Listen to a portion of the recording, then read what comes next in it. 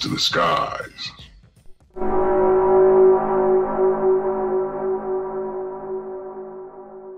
Greetings, folks, and welcome to S-4, where we talk about the serious issues involving paranormal and current events, coming to you live from the S-4 headquarters in the heart of the Cascade Mountains in our studio here in Cape Horn, Concrete, Washington. So tonight, it is June 13th.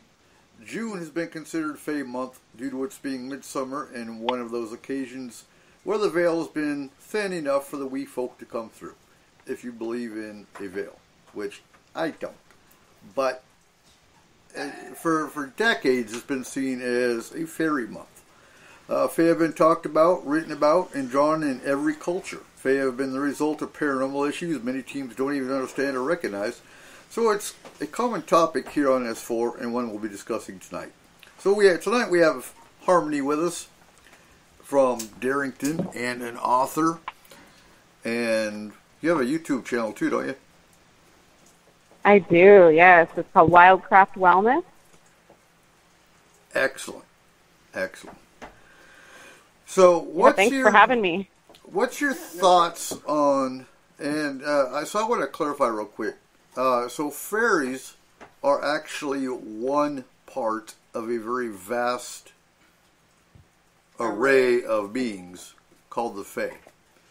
So when you say the Fae, you're talking dwarves, elves, sirens, mermaids, banshees, yeah, and fairies. Well, there's a crap ton more, too. Oh yeah, there's thousands of Fae types. Many people over the years have always equated fairies as just everything being a fairy, when in reality there are, and then when you talk about fairies themselves, every fairy's got a purpose, whether it's to make the plants grow, whether it's to change the seasons, but we'll get into that because pixies are actually responsible for changing the seasons. They all have their own job, I guess you could say. And when you talk of Fae, some Fae are great. Some of them, well, they'll kill you.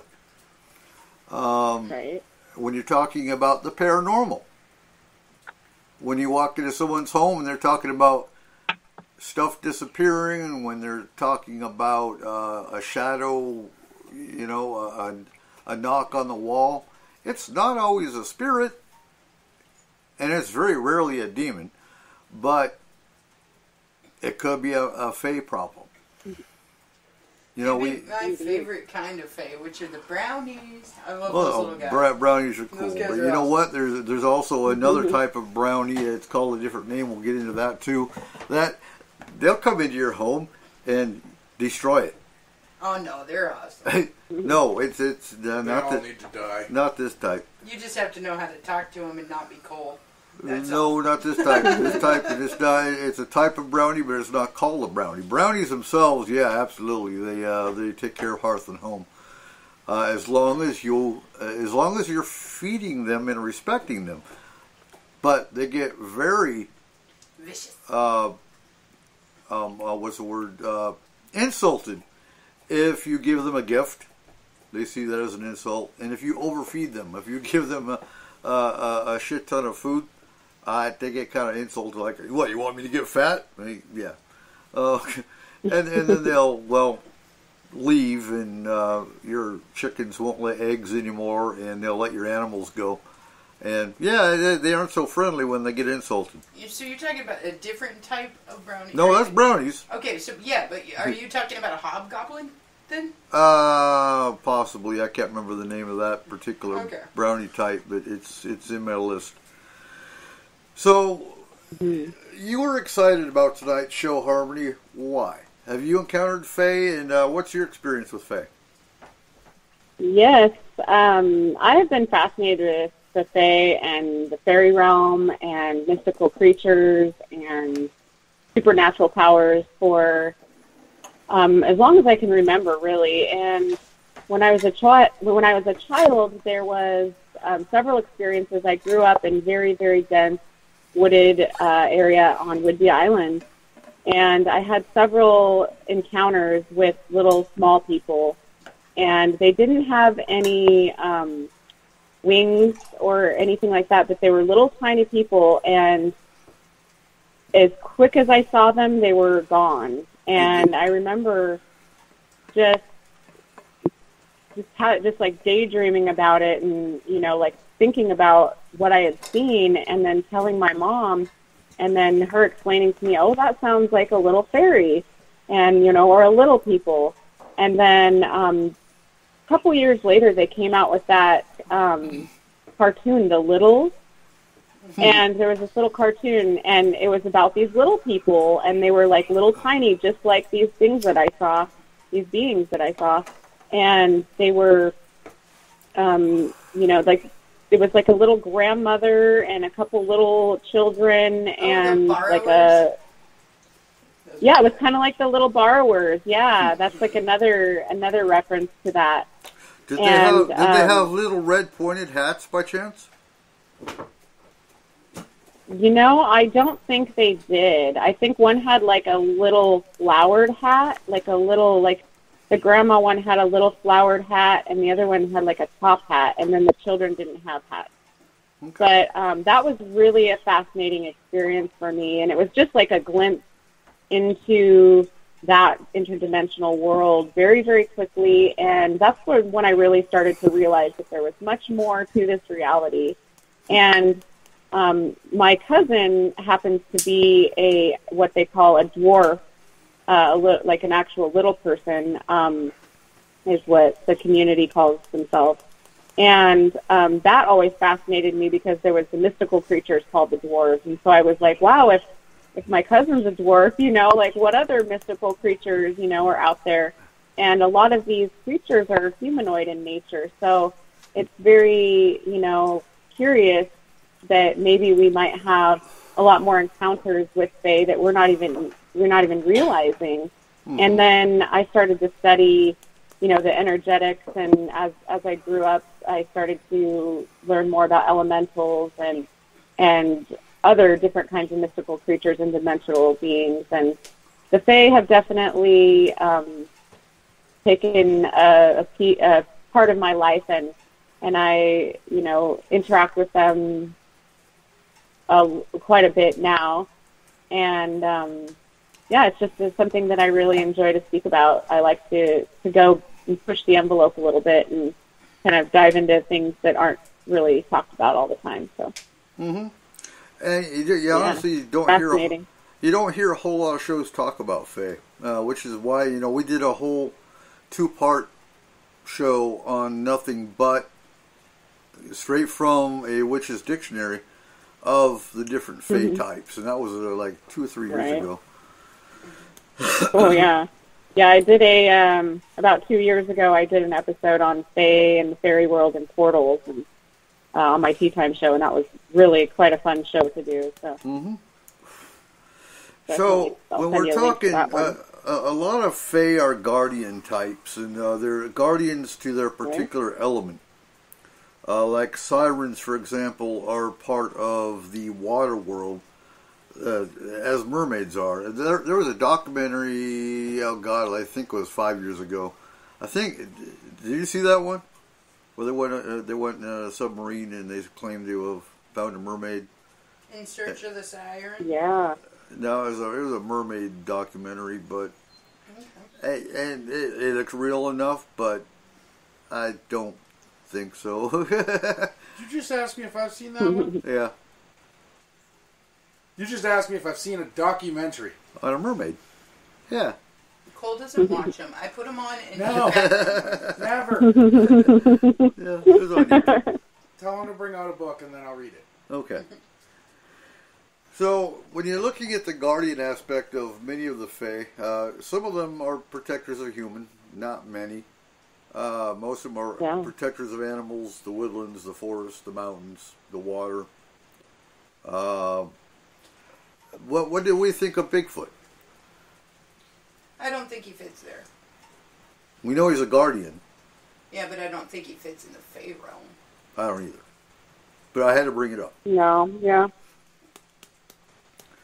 He's an earth. Yeah, I don't really believe that I believe that they're both interdimensional beings, but yeah, I don't believe that they're, I wouldn't classify Sasquatch as a Fae, but some people have a different definition of Fae, and in that, maybe some people would classify the Sasquatch as a Fae. I'm not sure. Even in the Fae research I did in the last few days, they did mention Bigfoot, but they also said Bigfoot's not part of the Fae realm. So that's coming from. So, yeah. To be perfectly honest, Right. I would classify him as an interdimensional being from a different realm, but I don't think he's Fae realm. I think it would be more like a dragon, where some people classify them as Fae. However, dragons are their own realm. Yeah. So. Right. Yeah. I think he would fit more in that type of a. And we're going to do another show on mythical creatures, aside from the Fae. So we'll talk about dragons. We'll talk about griffs. We'll talk about. See, I think that there's different realms, and different creatures live within the different realms, and I think that honestly, you got like your dragon realms, you got your Fae realm, you got where Sasquatch lives, or your Sasquatch realm, just like Leviathan or Kraken or any of these larger creatures. Right. People call them cryptids, so they put them under their own cryptid category. But I do believe that they are different dimensional creatures, just different dimensions of dimensional creatures. If that makes sense. Yeah. Yeah. So I know the dragons are in the 9th dimension. That is their realm. That's where they live. That's where their rulers are. Because there is a caste of dragon, and of course you have your specific elemental dragons. But and some think elementals are part of the Fae realm, and that's a real gray area. I think elementals personally are the rulers of those elements. Aside, they're more ancient creatures or more ancient beings than they are part of the Fae realm. Well, but I guess that would depend on your definition of Fae. Yeah. Because the actual definition of Fae is fairy. Right. Right. Straight across. Yeah, it depends on what part of the world you're in. Yeah, absolutely. And there's. No, it doesn't. That's from so far English, French, Middle English, Latin, because it all derives from Latin. Fata, meaning the fates. The Fae? Oh, the fates. Fates. Yeah. So if it is the fates, that would include all ancient creatures.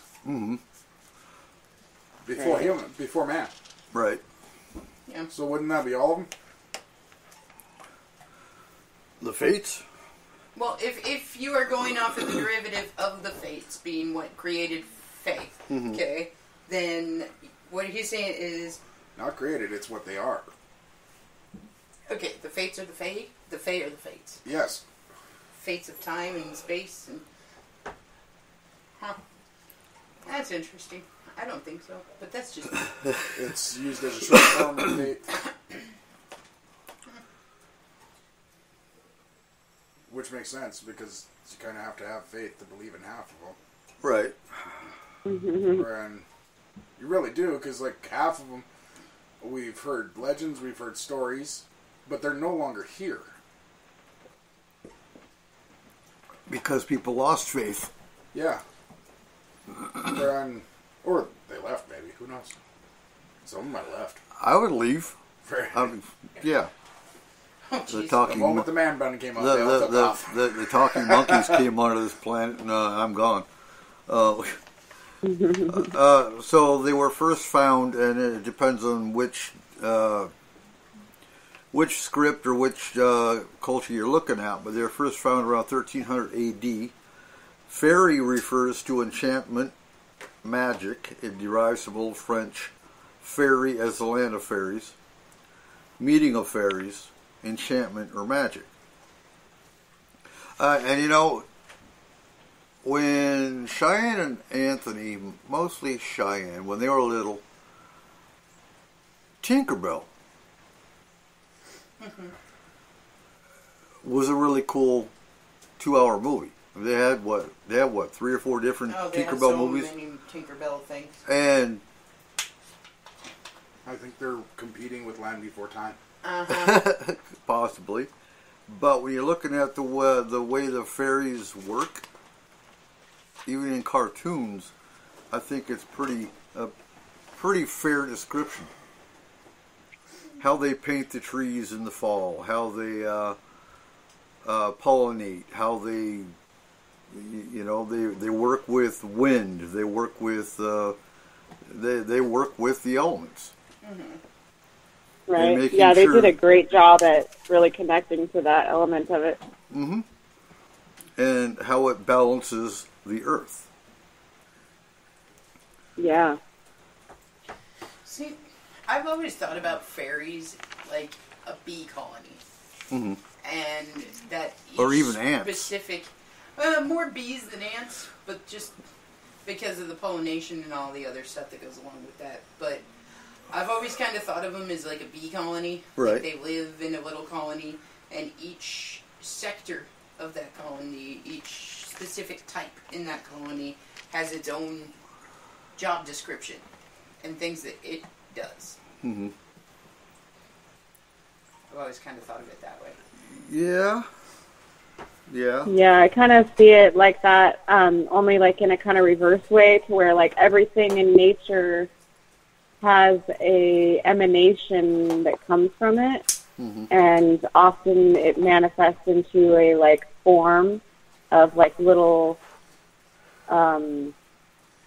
like fairy matter particles that can, represent those energies, kind of like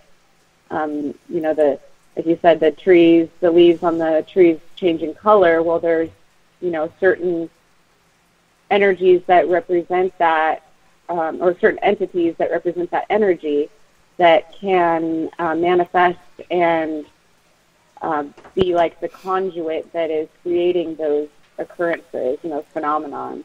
Mm-hmm. So I totally believe that it's like what she just said as well.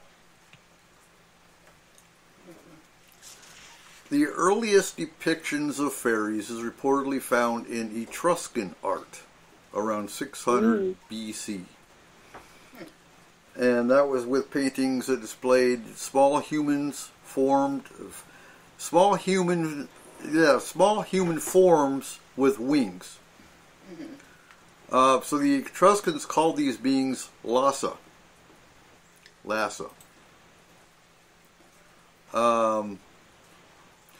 They didn't appear in Celtic lands until after the rise of Christianity. I don't know, and earlier Celtic lore actually doesn't support that because they were influenced by the Etruscans around 400 BC. See, others suggest they can be found in the Stone Age period, 9,000 to 8,000 BC, in Old Europe's Cult of the Dead, where they're actually talking about Elshot. Now, I want to bring up aliens because some think that fairies or fae are alien, and there's a lot of similarity. Same with spirits. I mean, we have spirits that take objects, and people are missing objects, and sometimes they never find them, or sometimes they find them somewhere else. What's your thoughts? They're snack food for aliens. Snack food? Shiny stuff. No, okay. What's our thoughts on whether the In Star Wars, Jabba the Hutt is sitting there with a small little sprite beside him, and he eats it. Yeah, the Quato Mimi Jabba thing. No, the littler one. It's like literally like 6 inches tall, and he just eats it. He's got a little thing of 3 of them. And real quick, hi Sherry, hi Tim. Good seeing you in the chat room. So, I'm sorry. What were you saying? Were you trying to say that Fae were alien, or that's some people's belief, not mine. I've encountered fairy, I've encountered different types of Fae, and I've encountered aliens. So there's a distinct difference there. For me, to be fair, okay, they're not from this realm, right? No. So therefore, they're aliens. Yeah. My definition of alien, yeah. Right, what's the definition? Okay, right? so wait. I'll differentiate here. Extraterrestrials. Okay, so they would still be considered extraterrestrial. They're not from this terrestrial. Not from the Earth. Not from this terrestrial they're from plane. an extraterrestrial. Therefore, they're from an extraterrestrial. But some of them are from the Earth. Right. The extraterrestrials? Huh? Or interterrestrials? Both. Depends Because on which extra is like so when beyond you're talking, the Earth, so right? when you're talking aliens, you're talking different races. Some of them are from the Earth. Like Draconians, for example. Yeah, but that's not exactly an alien. That would just be an offshoot of a different Earth species. Maybe. So now you don't want to be like lumped in with the Draconians? No, I'm just saying, okay, so if you were to take and you were to break it down, you would have your Earth beings, your ancient beings, all of these things that were Earth-based that started on Earth. Then you'd have your extraterrestrials, which started outside of Earth. And they might have come to Earth, or they might have whatever, 10 million years ago, or whatever, it doesn't matter. But they would still have started on a different planet. Or a different plane. So, I think that there's a lot of interterrestrial species, but there's also a lot of extraterrestrial species too, and I don't believe all of them fall under the category of what we consider as alien. Yeah. Okay. So some UFO researchers, however. Go ahead, Harmony. Oh, I was just going to say, like, to me, it seems like most of the Fae are connected to, like, the story of the Earth, and especially the fairies. Like, they're very connected to the natural cycles of how the Earth progresses and shifts throughout the, cycles of time. And I think that that's maybe the difference between, like, extraterrestrials and fairy or fae folk, is that one is of the Earth and one is beyond the Earth. See, I'm not a bad guy. That just proved it. What? I just want to help them to the end of that cycle. Oh my God! All the ones in my yard. I just want to help them get to the end of that cycle. Right. You're just mad because they scratched the shit out of you. If I did that to you, wouldn't you be mad? What? You had a fairy scratch your shit out of you? Remember last year? It was Kimberly's fault. I kept waking up with all the scratches. Oh yeah. But you know what? We had pixies that were biting the hell out of one client, and yeah. And, well, we're not going to get into that story just because there was a lot more to that case. And then you've got the case that we had in... Huh? And then we had the case... I had to mute the ducks. Oh, okay. Oh, is that what I heard? I heard the ducks. Quackers. Give them a mic. Let's get them on the air. Let's ask them their opinion. Yeah, what's your opinion of fairies? I'm They sure love they see the them all the time. But then we had the case also in not Eastern Washington, in Port Angeles, that they made a fairy altar and they didn't do anything. They didn't give anything to the fae. They just made the altar. And they had... Well, the altar would be a gift, wouldn't it? No. They didn't give them... Did they sing a song? Or? They didn't put cakes in the altar. They didn't... they made a plate for, cakes and honey, and they didn't do anything with it. So... Wow. And then, of course... So a lot of problems people have with fae are self-induced, because when you go out and cut the trees down in your yard and do landscaping and destroy the yard, you tend to piss off fae. No. Mm-hmm. The fae are whiny little brats. Well, yeah. Who just want cake and honey, and that's it. If they don't get it, they throw a fit. Well, they do. Oh, shut the window. My garden's right there. Yeah. Stop it. Why do you I want them to hear how much they suck. Sometimes when they're acting out, it's because they have a message to deliver.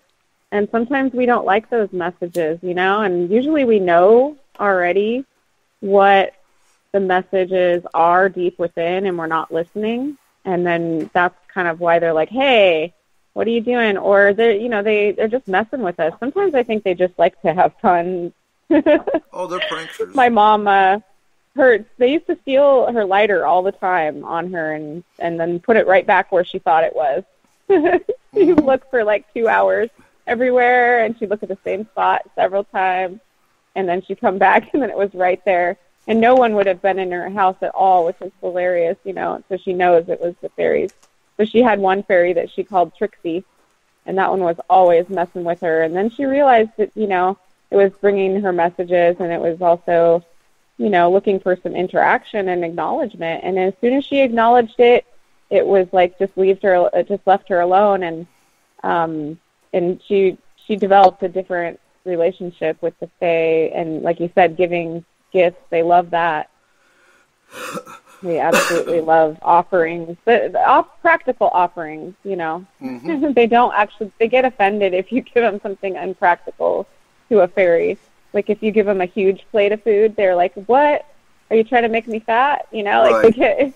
They don't like that. And they want something tiny for them to be able to appreciate, or something sparkly, or, they love songs. They really love interaction and gratitude. That sounds very reminiscent of a Bigfoot altar, a Bigfoot gifting sites. Right? What do we give Bigfoot? Mm-hmm. Shiny stuff. We give them marshmallows. Huh? Not foam toys. Not foam toys? No. Yeah. No, that would probably hurt his bowels. Well, no. Remember, all the birds ate it. Oh, well, yeah. Oh, yeah. That's true. And so, Sherry, the worst story you believe to be true that involves fae. We will get to that when we actually start talking about different fae types. Because some of them are horrific, some of them are great. I think all of them are awesome. Okay. I do. I think that they just act in the way that they're programmed to, the way that they've grown up and everything else, so... I think that fairies are awesome. I think that most of the fae is pretty cool. So, as far as fairy encounters, let's see, I started studying fae probably back in the late 80s to early 90s. Because, as a child, I was always in the woods. Now, I was always protected because I had a whole herd of cows that followed me around, for one. Moo! And I go back in the woods, and we had 40 acres. And so I go back in the woods in Big Lake, and they would follow me. I would stop and play. They would stop and graze. I would move along. They would follow me. I would stop and play. They'd stop and graze. I remember seeing flitters of light and, things move in the corner of my eye and that kind of thing. I never thought anything of it. So... dragonflies are a big part of the Fae realm. Dragonflies, some Fae can shapeshift into a dragonfly. Some of them are ridden by Fae. So, to me, dragonflies have always been symbolic of fairy. I was stationed in Atlanta, and if you're familiar with the South, you know what a cottonhead is, or cottonmouth. It's a snake. Very poisonous snake that is known to go after humans. And I was standing next to a creek, and a dragonfly came and looked me in the eye, and actually pushed me backwards, like it was ramming into my chest. And so obviously not physically, but he was making me move back. And about that time, a cottonmouth actually shot across the creek towards me. To me, that was I didn't think of it back then. I just thought, well, that was cool. It kept me from getting bit. But I do think that was a fairy. And I've told the story about Iraq before, but I'll say it again just because Sherry wants to hear fairy stories. So when we were in Iraq, actually we were in Kuwait. We were on our first stretch of convoy. We did a protective rite over the convoy. Actually, no, we were in Kuwait. We hadn't left yet. We were leaving into Iraq that next morning, and we did a protective ritual over the convoy. Me and 3 of the soldiers that were pagan did, and I went to sleep. I was awoken by one of my soldiers going, Sergeant Cooper, oh my God, you got to see this. I don't know what you did last night, but you've got to come out here and look at this. And I went out, and there were well over 1 million dragonflies, all heading towards Iraq. Wow. And one actually stopped, looked me in the eye for 2 or 3 seconds, and turned and headed towards Iraq. And again, we did a 3-day convoy through Iraq to get to Balad with not a shot fired, nobody got hurt, nothing. So when you're talking Fae, yes, they can be very protective, or they can be your worst damn enemy. So some of the signs of Fae. Let's talk about how do you know if there's Fae around you. One indication is, and I want to clarify, when you're seeing sparkles in the corner of your eye, that's also indicative of a migraine. So if you're prone to migraine, just because you see sparkles in the corner of your eye or in your vision doesn't mean it's Fae. But it can be. That's one sign of fairy. Another is, if you have shiny stuff that disappears around your house and reappears in another spot or in the same spot, that can be fairy. Oh God, what else? Bagels found in holes. That's raccoons. If you have a darker ring of grass in your yard, that's called a fairy ring. Mushrooms. Mushrooms. Same with mushrooms. If you have a circle of mushrooms, that's known as a fairy ring. I wouldn't advise getting into that. Sometimes it can they can take you to the Fae realm.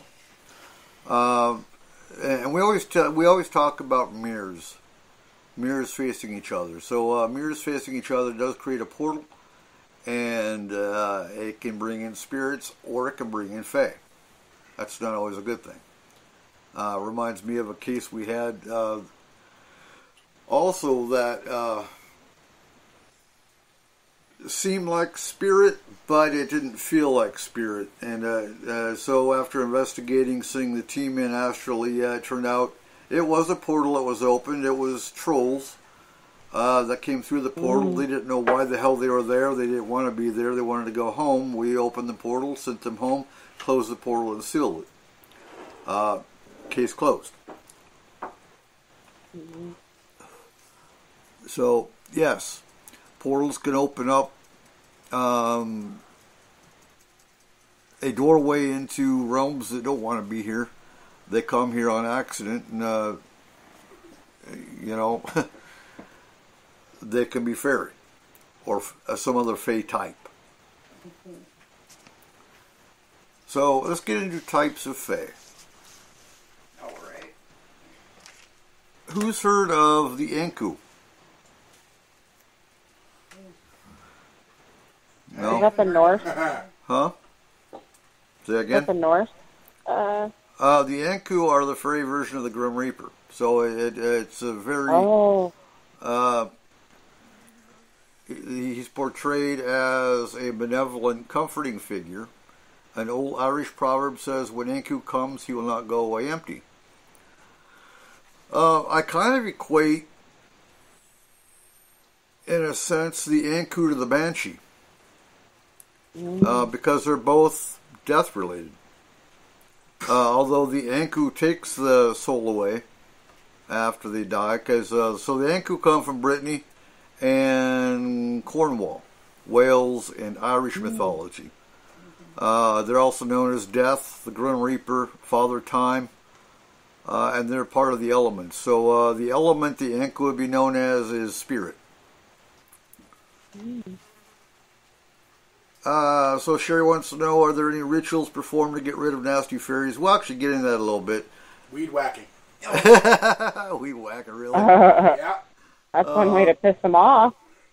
You're right. But we will. You don't have to do an exorcism to get rid of fae.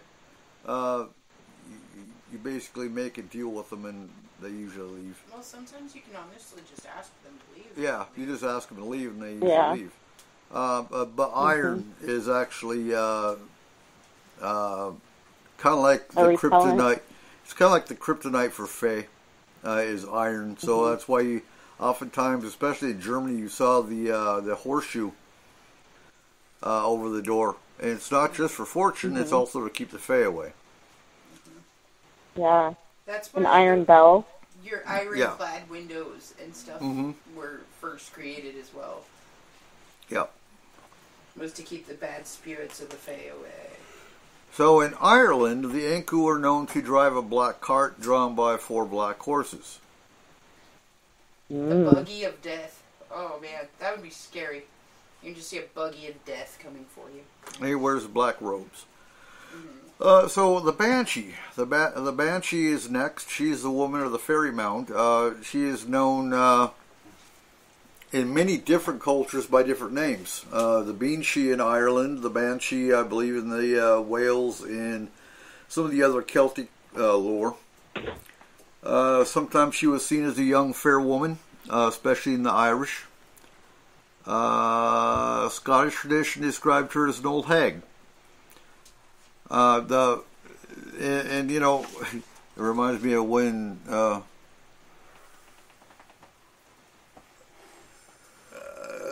I'll get to that. I'll get to that, Sherry, because Leprechaun is one we'll be talking about tonight anyway. But they are part of the fae.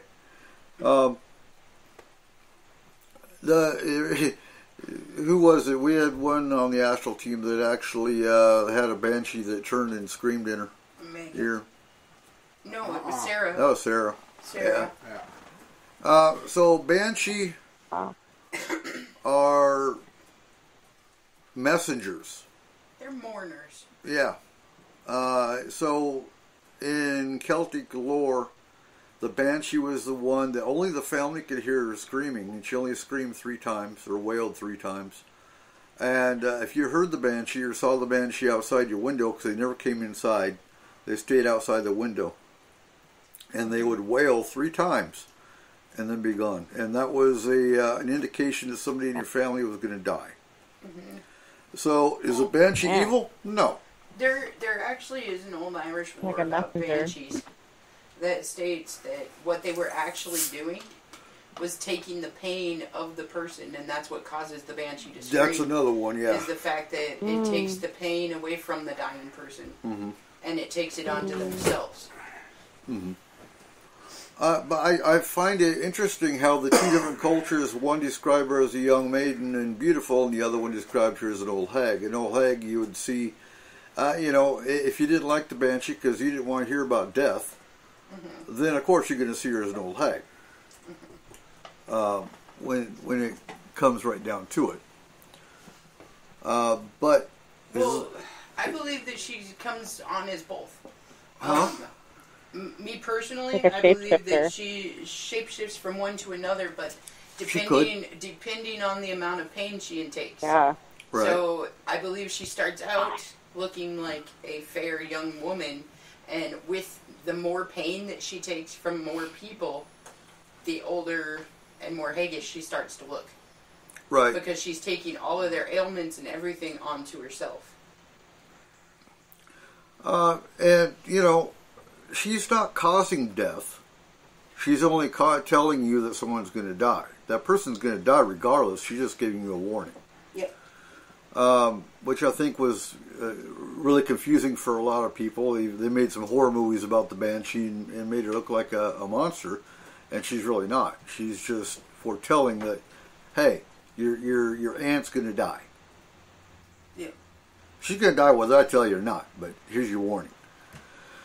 So, related to the Banshee is the washer or washerwoman of the ford, and that's in Scottish folklore as Beanshee.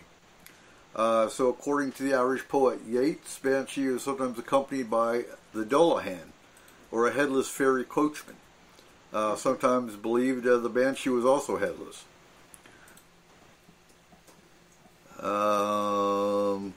The Banshee has long unbound hair and is dressed in white, though sometimes she was seen dressed in a gray cloak over a green dress. And because of continuous weeping, her eyes were red. You know how you get bloodshot red eyes from crying too much? Yeah. So yeah, everyone's got this conception that Red is evil. Red glowing eyes are evil. Well, yeah, she's probably got red eyes because, yeah, she has been weeping. Absolutely, Sherry, questions are good. We love questions in the show. That doesn't mean they should glow. No. Agreed. Still But she's evil. a supernatural creature, so they're probably going to glow anyway. Absolutely evil. Oh, jeez. Next up, we got the Bogart. You ever heard of a Bogart? Yes. So the Bogart is cousin to the Brownie. So it's the Bogart that's I guess mischievous, but more evil. So the Bogart's the one that adopts a house just for the sheer delight of destroying things. They are very ill-tempered and greedy. They are earth fairies, and they're found in Scotland. So they are also known, yes, you're right, hobgoblins. Mm-hmm. Or the boogeyman. Mm-hmm. They're always male dwarfs, and they're very ill-tempered. They are, and you'll hear more about this, but they are considered a solitary. So you have two types of fae, the solitary and the trooping. The solitary are generally the benevolent ones, or the malevolent ones, whereas the trooping fae are benevolent or good. The Bogarts break down into two categories. There's domestic Bogarts, those that are the ones that haunt houses and frequently indulge in poltergeist activity. So, again, when you're doing a paranormal investigation, don't always assume everything's going to be a ghost or a spirit or the fae can very much play a role in a haunted house or a haunted location. And then there's the Bogarts that haunt a road, a bridge, or a field out in the wild. They are also associated with water. They're known to eat small fairies. Owl pellets were interpreted as the bones of fairy, devoured and excreted by Bogarts. Although I think they're more, I've dissected owl pellets and, well, they're birds. But they also devour fern. So if you're Pagan, you already know that on Midsummer, if you go out Midsummer Eve at midnight and pick the frond of a fern, you can actually see Fae, based on some beliefs. Well, the hobgoblin is supposed to be the bringer of the sight. So, the one that gives you the ability to see into the realm of the Fae. Mm-hmm. Mm. And the fern also is supposedly encourages invisibility. So animals can see bogarts more easily than humans, and so when a horse became frightened, it was said that the animal had been bogarted. The bogart originally was a part of the folklore of the English North, the English Midlands, and parts of the Marches.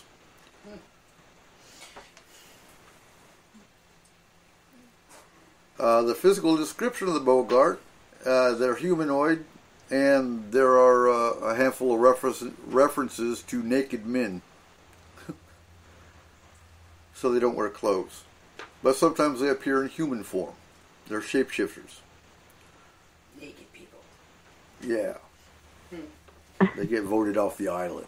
So if you just see a bunch of naked dudes running around. Naked and afraid? Yeah, they got bogarted. So there are 16th century references to bogarts. And they're also seen in the Harry Potter series. Yes, yeah, they are, except for the fact that the ones in the Harry Potter series are definitely fictionalized to the point of not being what they originally were. Right. So within that series, it's supposedly something that lives in small spaces that takes on your worst fear, your biggest fear, and presents that to you, where the actual hobgoblin or bogart or whatever you call it, it isn't about fear. No, they're just there for destruction. Yeah. So they took the name on, right? Not necessarily the actual creature or what it does. They did that with quite a few of them, actually. Now, Dobby. Dobby. Yeah, I call him Dobby. That's a surround sound system. Yeah. Right? Dobby. I know. That's Dolby. What to say like Dobby? There you go. But, Dobby was actually is based on... Dobby was a brownie. Dobby was a brownie. Yes. Absolutely. Yes, he was. So the brownie, the cousin to the bogart... He's my buddy. They come from Scottish Gaelic folklore, and they are a household elf who would make sure the home was tidy at night while the family was sleeping. We need one of those. Ask one. Oh, you don't need a Dobby. You don't get a Dobby. No. No, because you would piss him off. You'd piss off the Dobby, and then the Dobby would destroy your I house. wouldn't piss him off. You would piss him off. Come on, admit it. You would piss off Dobby. The one who leaves her crap all over the place would piss him off. No, I'm just giving him job security. Oh, God.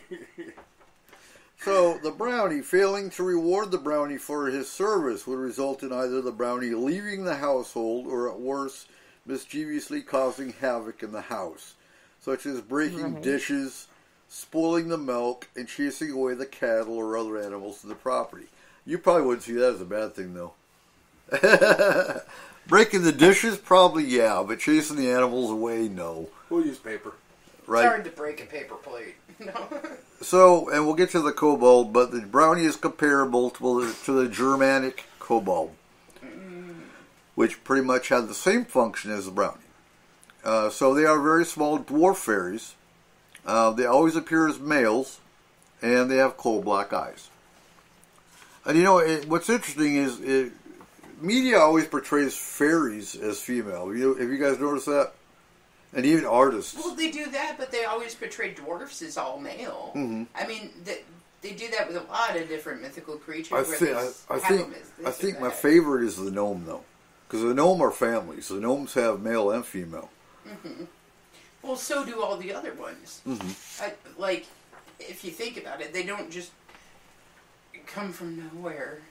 I mean, maybe they come from tree saplings or something, but... Yeah, that's dryads. Right. Anyway, we'll get to the dryads. Oh. So the brownies, they wear little suits of green, blue, or brown, and small caps made of felt. Their ears are slightly pointed and they have long, nimble fingers. Oh yeah, Dobby. He wore a little brown suit, didn't he? He wore a pillowcase because Master did not give him clothes. Yeah, that's true. Let's see. So their favorite foods are milk, honey, ale, and cake. I'm sorry, the brownie's not getting into the ale. That's mine. They can have the milk and honey. Let's see. But you don't feed them too much or try giving them gifts, or else they take offense and leave. Also, having a cat in their house will make them leave. They don't like cats. So they stand 4.5 foot tall. They're a bit smaller than pixies and trooping fairies. They're very meticulous. Whoa. Did you say that they were 4.5 foot tall and they're smaller than pixies? Yep. Pixies ain't that big.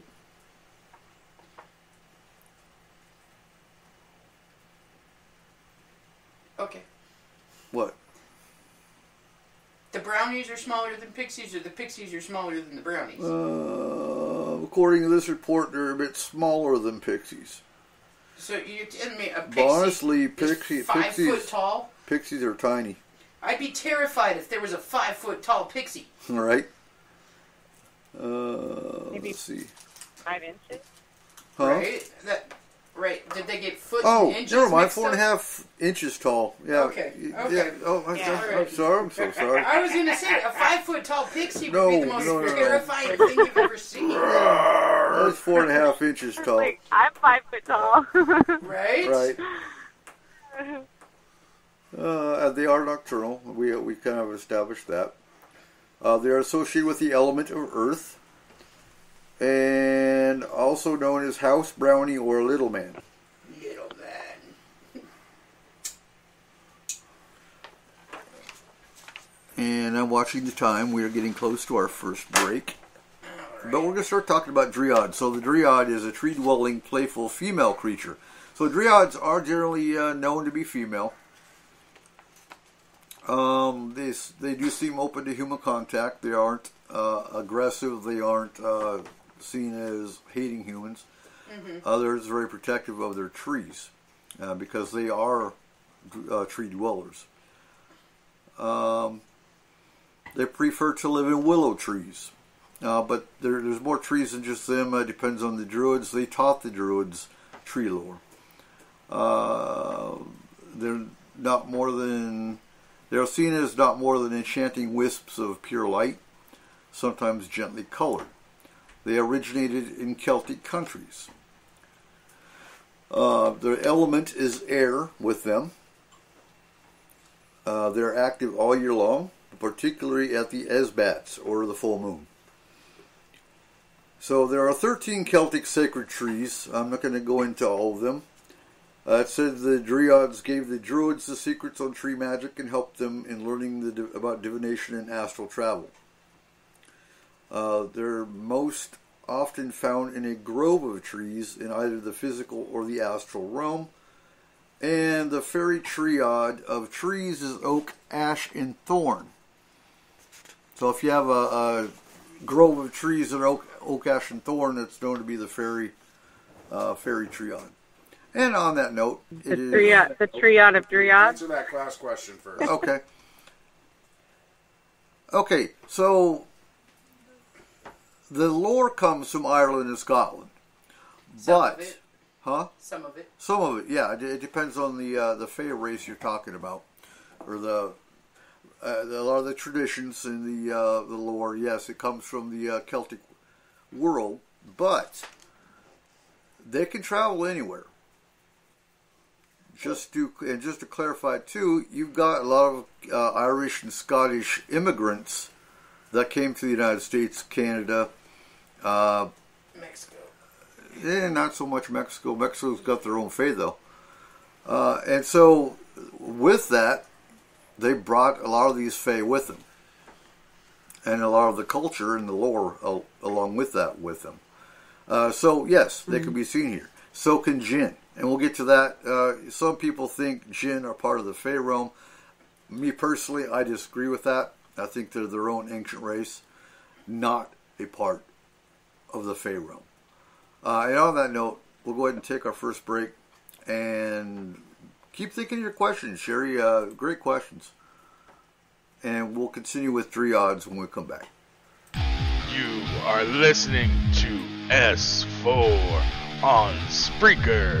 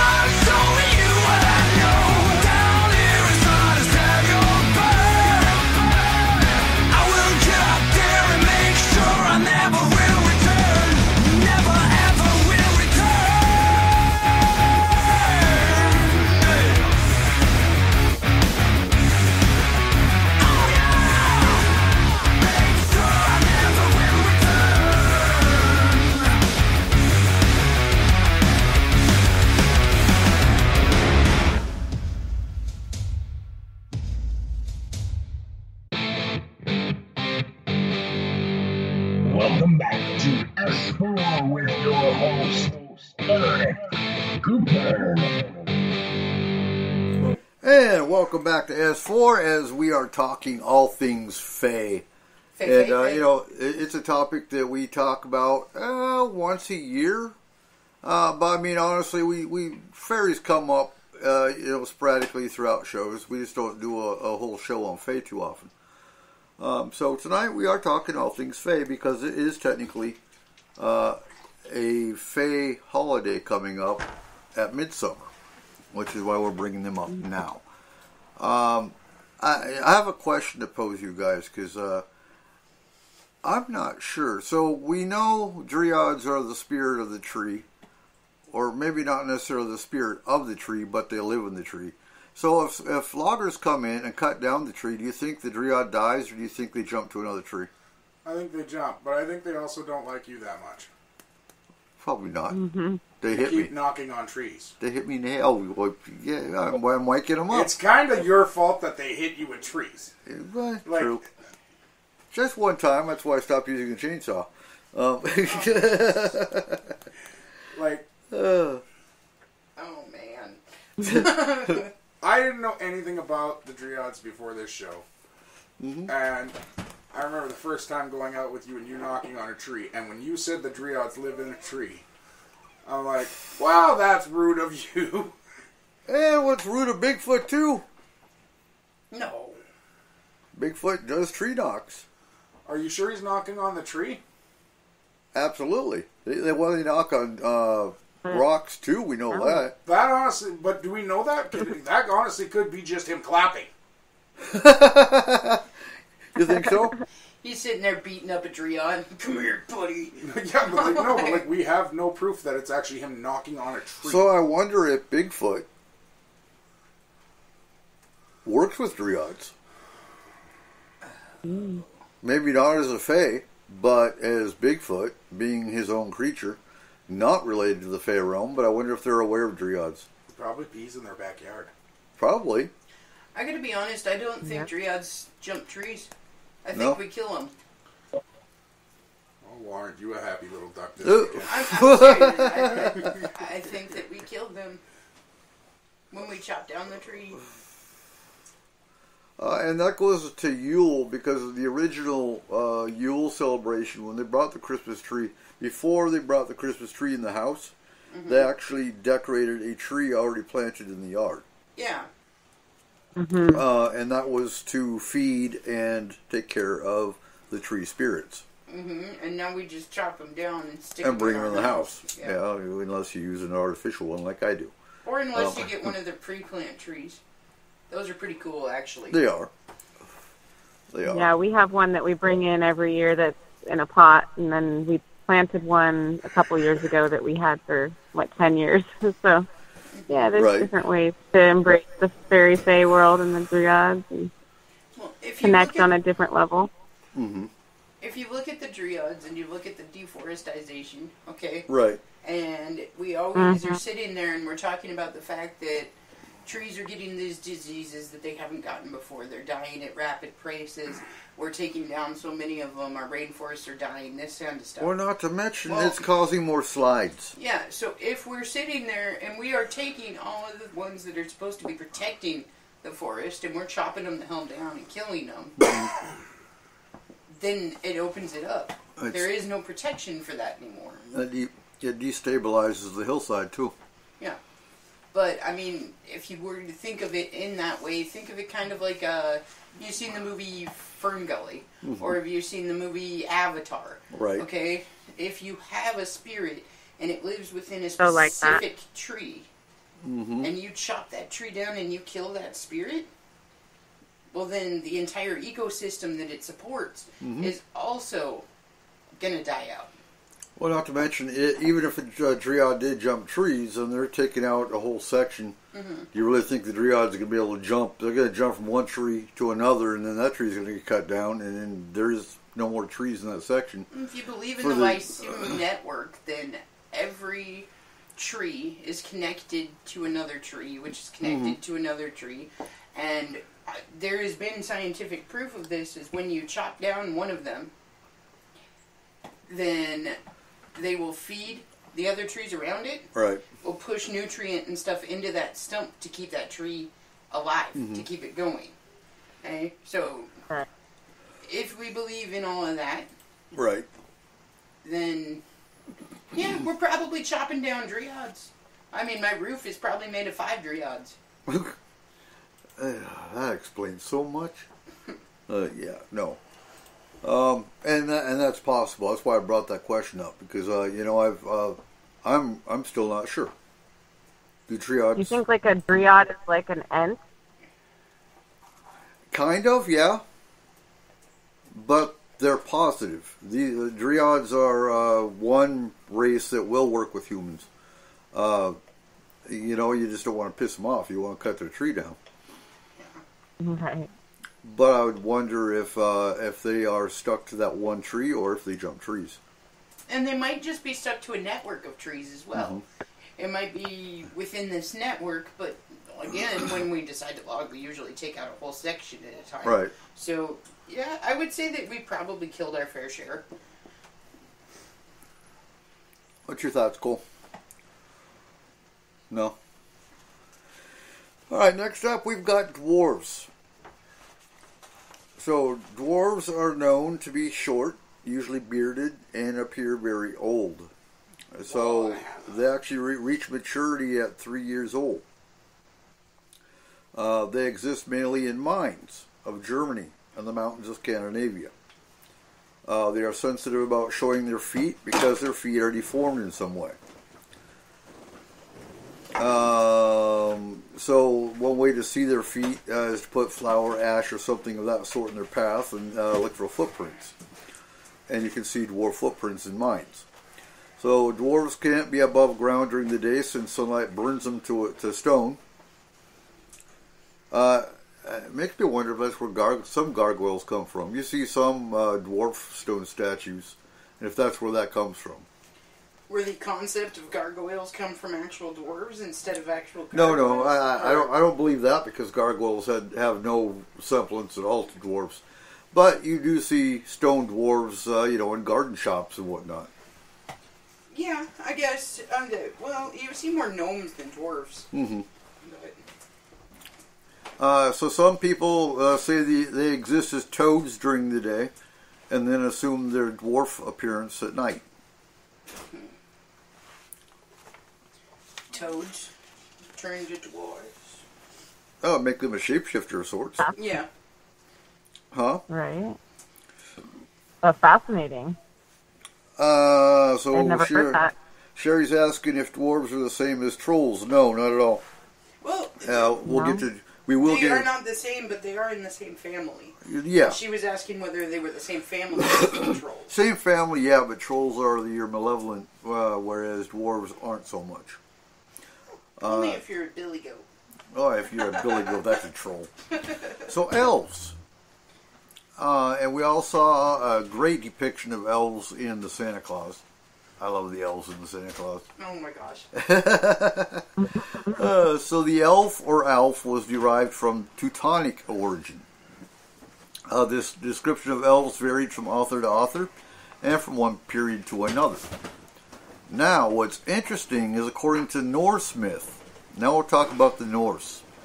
So the Norse broke the elves down into light and dark. So the light elves were known as, and I'm going to butcher this because I have a really hard time with Norse language, but Jasselfar, I believe, is what they called the light elves. And they lived in a world called Alfheim, which the Vanir god Freyr ruled. So the light elves were seen as fair. The other group of elves was the dark elves, or the Doppelfar. And they lived in Nidavellir, or black elves, known as Svartalfar, living in a world called Svartalfheim. Svartalfheim? Svartalheim, yeah. So there was a difference between the dark elves and the black elves. The dark elves were described with complexion black the night, and they were short like the dwarves. The dark elves, like the dwarves, were known for their invention and craftsmanship. The dwarves, to the Norse, the elves were spirits or minor deities of the woodland or household. So that's the Norse mythology of them. Mm-hmm. And then I always love the elf shoemaker story. Yeah, well, they're known for being iron makers too. So we said earlier, iron kills off or is like kryptonite to some Fey realms, but some actually work with iron. The elves, for example. So the elves were degenerated into the kobold in Germanic folklore. And in Scottish Gaelic, they were seen similar to brownies. So when we might be talking all about one race, but they're called different names in different cultures. It gets really confusing. So the trooping elves, and again, we'll be getting more into trooping and solitary. Trooping elves were good, solitary elves were bad. Elves can sew and spin very well, and can even spin gold from grain if needed. They also spin cloth. Hair, like Rumpelstiltskin. Yep. They spin cloth, and they make shoes, and they were known for aiding deserving humans in need. So the elves have very few enemies. The most noted of enemies is cats. Yeah. So the elves are found worldwide, but each land had various different elf fairies, which they go by name. So the Germanic name for elf was Elb, Earl, and Mannequin. I found that interesting. They call them Mannequin. Or Mannequin. Yeah. The element of elves everywhere is always earth. They're usually small and chubby. They dress differently depending on what land they come from. Most are kind and beneficial to humans, and very few are actually dangerous when it comes to the elves. Oh, that reminds me of Bright. The elves were assholes in Bright. Yeah. They were the rich, pompous ones. And when you're looking at, what was the other one? Lord of the Rings. Lord of the Rings. I like the elves in Lord of the Rings too. They were cool. Also the rich, pompous ones. Oh, they were. But they had that's because they had the elf queen. Oh, they had a king. Did they? Yeah. Let's see. So the general rule again is trooping elves are good. The solitary elves are bad. They're most active at night. Mice are their familiars, so they ride on mice. And sometimes they've appeared disguised as mice. I'm still killing the damn mice. See, now, what this reminds me of. Okay, so have you ever seen Willow? Mm-hmm. Movie Willow. Yeah. Okay. Love that one. What they call the brownies in there. What they call the brownies in Willow. Okay. Sounds more like what you're referring to as the elves in this. Because there's a lot of similarities to them. And I think it depends on when you're talking about Ireland or Scotland or Germany or, it depends on what the director was looking at when he was making the cartoons based on those. Yeah. Elves are found in fields, homes, woodlands, and all over fairyland. And the North Pole. And the North Pole. Absolutely. They love making toys. So they eat food or milk and lock up the cat. And you'll have elves in your home. Okay, so one big similarity that I've noticed through all of these tales of different types of fae is that all of them seem to be terrified of cats. Right. Did you ever see that movie Cat's Eye? That was like it was originally like a Stephen King I loved short story. Cat's Eye. That was a Stephen King, yeah. That was, God. That was a short story in, what was the movie? Well, the movie was Cat's Eye, and I think it was a series of short stories, I think, now that I'm thinking Yeah, that's right. It was Cat's Eye. Yeah. And there was, like, the movie and then, like, part of it had Drew Barrymore as the little girl. Mm-hmm. And there was, like, the crazy little elf goblin thing. I can't remember what they called it. That was a goblin. That was a goblin, but I can't remember. They call it something different. Mm-hmm. Yeah, it, like, came out of the wall, and it lived in the wall. But at first they thought that it was the cats that were stealing the children's breath. Yeah. And then they realized that it was the cat that was trying to get this thing that was trying to steal the children's breath. You know, like had that little tiny dagger. It was like the craziest, weirdest Stephen King. The funniest part of that movie was when he was stuck on the record player and the cat kept on making it go faster. Yeah. And it was that song, Every Breath You Take, and it like got all really fast, and then it spun off into the fan. It went flying into the fan. Oh, jeez. Yeah, that was a good one. Yeah. So your classic elves protect wild animals, and these elves are what you'll sense. So I Have you ever walked in the forest, in the middle of the mountains, and felt like you were being watched, but you don't feel threatened? Oh, yeah. You know, you've got the little people in the woods. We know that. And then it makes you wonder, is that what's making people disappear? It could be Fae. If they're the portals, right? The fairy rings and other types of portal. If they're creating, like you said, can create a place where people can pop in and out. So your best chance to see an elf is to purposely not look straight at where you're hearing the rustling. You may see them out of the corner of your eye. Sparkles. Yeah. Well, or even their form. Okay, so this is a unique creature. The Phenodary is a type of brownie from the Isle of Man. It's a willing worker of prodigious strength. The Phenodary performs many labors for the farmers of Man.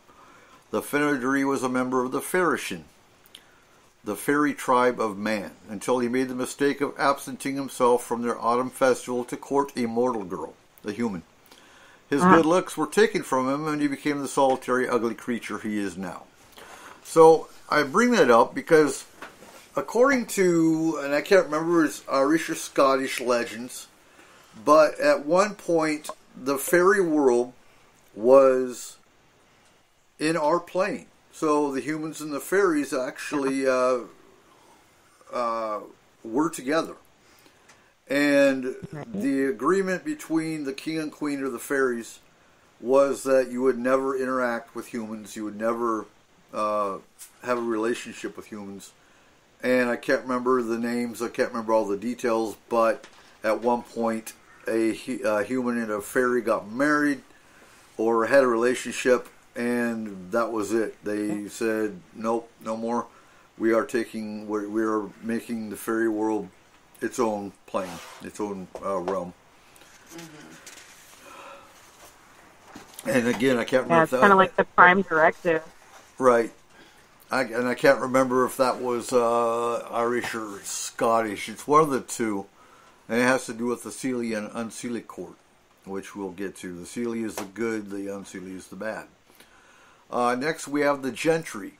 And this is another race that I wanted to bring up because they're also, there's not much known about them, but they come from planets, which is why I brought this one up. Because the Gentry is the most noble tribe of all the fairies in Ireland, was a big race who came from the planets and usually appear in white. The Irish used to bless the Gentry for fear of harm otherwise. So here is kind of, even in Irish culture, a potential off-world or alien connection with an alien race, or of a Fae race. That's fine. Yeah. Fascinating. Do you think that's just like a mislabeling as a just lumping it into the Fae realm, or do you think that there are other traits that link it to the I don't know, because again, I couldn't find a whole lot about the Gentry, and it's G-E-N. Yeah, I've never heard of that. It's her Gentry. Fascinating. Let's see. We already talked about gnomes, didn't we? No. No? Okay. I'm getting confused. So the gnomes. I like gnomes, actually. So the gnomes are dwarf fairies who appear to be quite old because they mature very early. Their average lifespan is around 1,000 years. They reach maturity in about 100 years, at which time they stand about 12 inches tall, and they look well past middle age. They're kind-hearted and will always aid sick or frightened animals. They originated all over Europe, but Scotland's gnomes are the most famous. So each land has its own name for the gnome. In German, they're called, Der Mannleins, except for in the Alpine areas, they are known as Heinzenmonchens. In Sweden, they are called the Nisi. So, that's because all they can see is your knee. Right? I like that Heisen Munchins. I'm going to call them that from now on. Heisen Munchins. The Hansen Munchin. Hansen Munchin? Heinsen Munchin. Heisen Munchin. Yep. And so they are Sweden, the Nisi are also in Denmark and Norway. So they're Nisi in Sweden, Denmark, and Norway. In Brittany, they are called Nanes. The Finnish know them as Tonti. And in Iceland, they are known as Fodensmænd.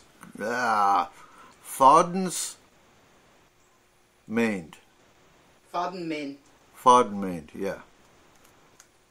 Let's see, the Polish word for gnome is nom. Or it could be gnome, it's Gnom. And it's Judy in Bulgaria and Albania. So, yeah, gnomes are known everywhere. In Hungary, Yugoslavia, and Czechoslovakia, they were known as Mano. And in the Dutch, Kabouter. The Belgian, it's Skritik. And in Switzerland and Luxembourg, they are called Kleinmanneken, which means little men. Even Russia. In Russia, they are Domovoi Yedos, which translated as Earth Fairy. Their element is Earth. And, you know, it's kind of cool. You can find books on gnomes and elves, specifically on just those two races all over the place. So these are the guys that wear small point hats of red. Their clothing is always green or blue, and they usually appear to be merry and kind. They like to wear rainbow-colored stockings, and in general are very smart and clever. Married male gnomes grow beards, and married women cover their hair. Their only known enemies are martens and some owls, and humans who encroach on their homes.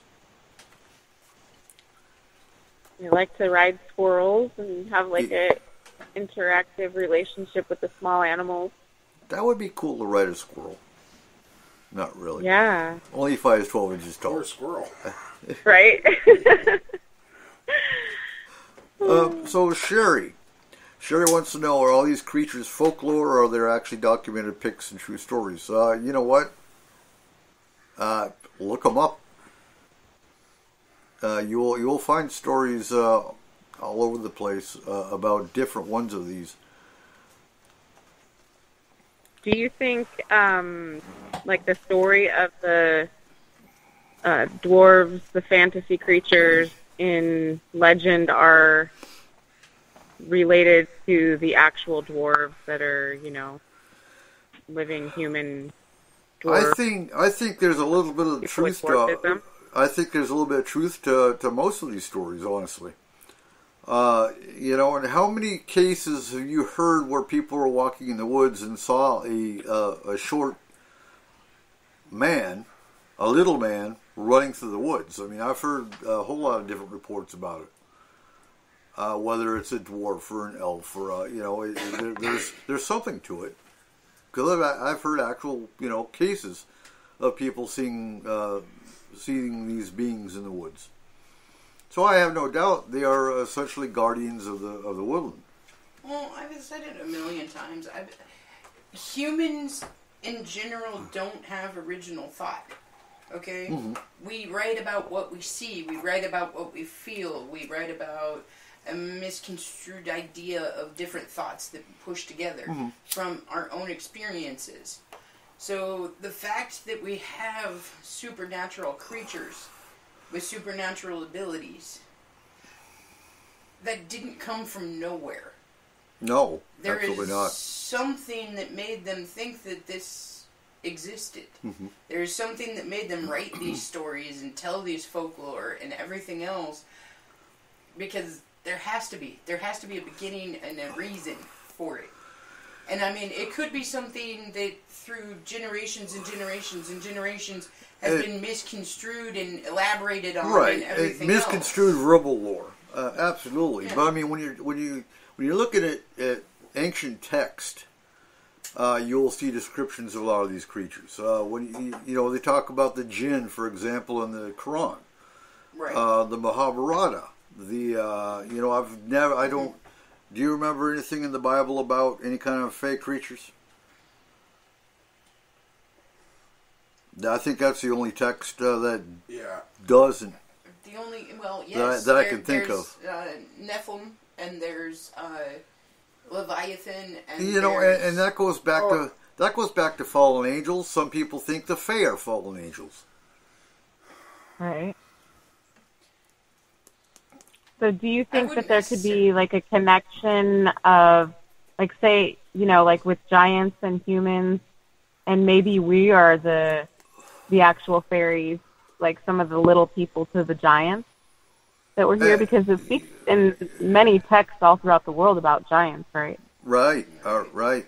And, for all we know, we're in some other plane's text about, those fairy human creatures. In all reality. Or in some off planet where they have their own library, where they're talking about those that crazy Earth planet that's got them stupid talking monkeys walking around that are really barbaric and honestly.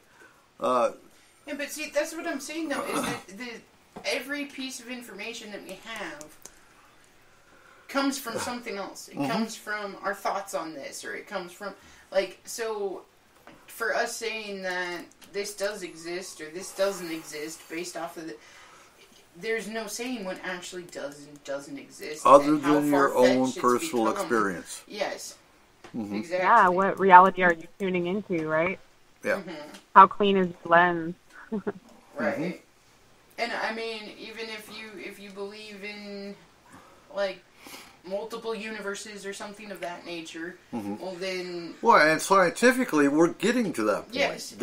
Scientists are showing it. If we think about it like that, where every possibility of everything has always happened, it's just happened in a different way, then these creatures obviously exist on a different plane somewhere. Mm-hmm. Because they would have to, because that's a possibility of something that could have happened. Yeah. So you watch documentaries, and I know you're more current on scientific thought than I am. Weren't scientists showing the existence of portals? Not exactly. No, they're trying to create a portal. They're trying to create a totally different. Okay. Yes. They're not proving the existence of already created portals. They're trying to stabilize a portal. Yeah, didn't CERN, they did create a portal, and they sent a particle and transported it through time and space. They think they did, but they couldn't observe the other end of it. Right, so they didn't and that know makes if sense. it Right. went or didn't go. Yeah, the observer part. They need to send a drone through it. Right. Well, you can't send a drone through. What they're creating are microscopic portals. I mean, these are barely big enough to send a particle through. Stargate. We know about Stargate. Yeah, Stargate. All right, so next is the Goblin. And Sherry's been waiting for the Goblin. So the Goblin, has many different meanings and different usages for different people. So several creatures are seen as goblins in Celtic folklore. The goblin's probably not the right description. Some goblins can appear benevolent, while others are mischievous or malevolent creatures. So on Samhain Eve, which is October 31st, Aelin, who is in Celtic folklore, would come playing his harp, whose melody would put everyone to sleep, or he could cause part of the destruction of Terra, which is another Celtic person. There was a description of what he looked like. So the goblin is somewhat malicious little creatures that can appear as animals. So I'm going to stop you for a second. What do you think of gremlins? I'm all right with them. You're okay with them? I don't fly. Well, that's true. So, but the Gremlins... That movie was terrifying to me as a child. Well, that was also a Stephen King movie, too, where they saw a gremlin on the airplane wing, and, Creepshow. Right. That's what I'm trying to remember. Because I thought Cat's Eye was part of Creepshow. But no, Creepshow was actually, they talked about a gremlin. Mm-hmm. Gremlin was a part of one of them. Yeah. And I kind of equate gremlins with goblins to an extent. They can appear as animals. They are thieves and villains. Sherry, you think it's just a movie. Which one? Gremlins. Sherry, you need to look up a little bit of history on World War II. Yeah, gremlins were known. They played a big part in the war. They did. Look up gremlins in World War II because they blamed gremlins actually for a lot of airplane mishaps. Like bolts that shouldn't shear off did. Yep. I thought that was just like another name for like a opposing force. That they were actually talking about gremlins then, huh? Oh yeah. They were talking about real gremlins. They had bolts that sheared off for no reason. They had a lot of airplane issues because gremlins, apart from the movie, you don't feed them after midnight and all that crap. That's all for theater. Gremlins are actually a goblin type that is known to cause mishaps in mechanics in airplanes, in machinery, things of that nature. Anytime they had an unexplained... So a gremlin is a goblin? No. It's a type. Gremlins are gremlins. Goblins are goblins. But I see them as very similar. Maybe not in appearance, but in what they do. Gremlins, as far as when we're talking about like World War II gremlins and stuff like that, they're mechanical mischief is what they are. Yes. The bolts that would shear off aren't ones you would expect. Mm-hmm. And there's been several sightings of pilots and different stories by pilots in the World War that came out and said that, yes, there were small creatures. There were gremlins on the plane. Yeah. Mm-hmm. So, yeah. So what was that old... There was another movie that talked about gremlins. It was like... what was that? It was like a... Or goblins, excuse me. It was about goblins. Called The Gate, I think it was called. Oh, The Gate. They were like... Yeah, I think there were some kind of goblins in that. But The Gate kind of showed them as being demonic, or it was a gate to hell, essentially. Yeah, no. That's different. So they're different than that, you think? They're malicious creatures, but they can appear as animals. They're thieves and villains. They are a malevolent creature. The story like Hollywood likes to put their spin on everything. That you were saying right there with the oh my gosh, with the Halloween Eve, the Piper, right? Okay. Yeah. So this is actually, that was the premise of the Pied Piper, was the fact that he would come and he would be able to make humans sleep. Well, the rats took over the area and stole things and grabbed food and everything else. Right. So the Pied Piper was actually based off of old Irish and Celtic tales of the Piper of Samhain. Wow. And they like to tempt people with fairy fruits. So if you, fairy fruits, if you eat anything from the fairy world, you are stuck in the fairy world. So right, yes, when you're in there. They're maybe not malevolent, but they are, they can be, they're not good. Some of them can be good. They like to get a little laugh at other people's expense, you know? Right. And so, folks, tonight's show is actually just the tip of the iceberg. It really is. Because there's thousands of other... there's so many different types of creatures. And I'm just going over the most common ones. The most common ones... Yeah, this is like the Fey Realm 101. Yeah, pretty much. So Sherry wants to know, do you think gremlins could be spirit manifestations, kind of like poltergeists or teenagers? No. Like maybe the war guys? No, absolutely not. I think gremlins are an actual creature because of the fact, too, that a lot of soldiers or airmen actually saw them on the airplane. Are they a manifestation? Felt them. Huh? Not just saw them, felt them. Yeah. They actually, so... do you think they could be like a Project Montauk thing, or like, like how they were doing genetic modifications, or some kind of like war creature that was created? No, because we'd see them a lot more. They wouldn't be able to control them. No. So... Right. So they're definitely more etheric. Everyday life. Interdimensional. Now, but with that though, were they drawn to war? Possibly. They could have been manifested by the war because it's a negative, I don't either think that, or maybe they were attracted to planes because we're not supposed to fly. That's okay. Well, good point. Also, you got to think about the fact that we talk about the World War being between all of our nations. Well, if we are dropping things like atomic bombs and different stuff like that, it is also messing with the other realms. It's not just our realm that we're screwing with. And this is true, too. Absolutely. So if they take away the ability to drop that...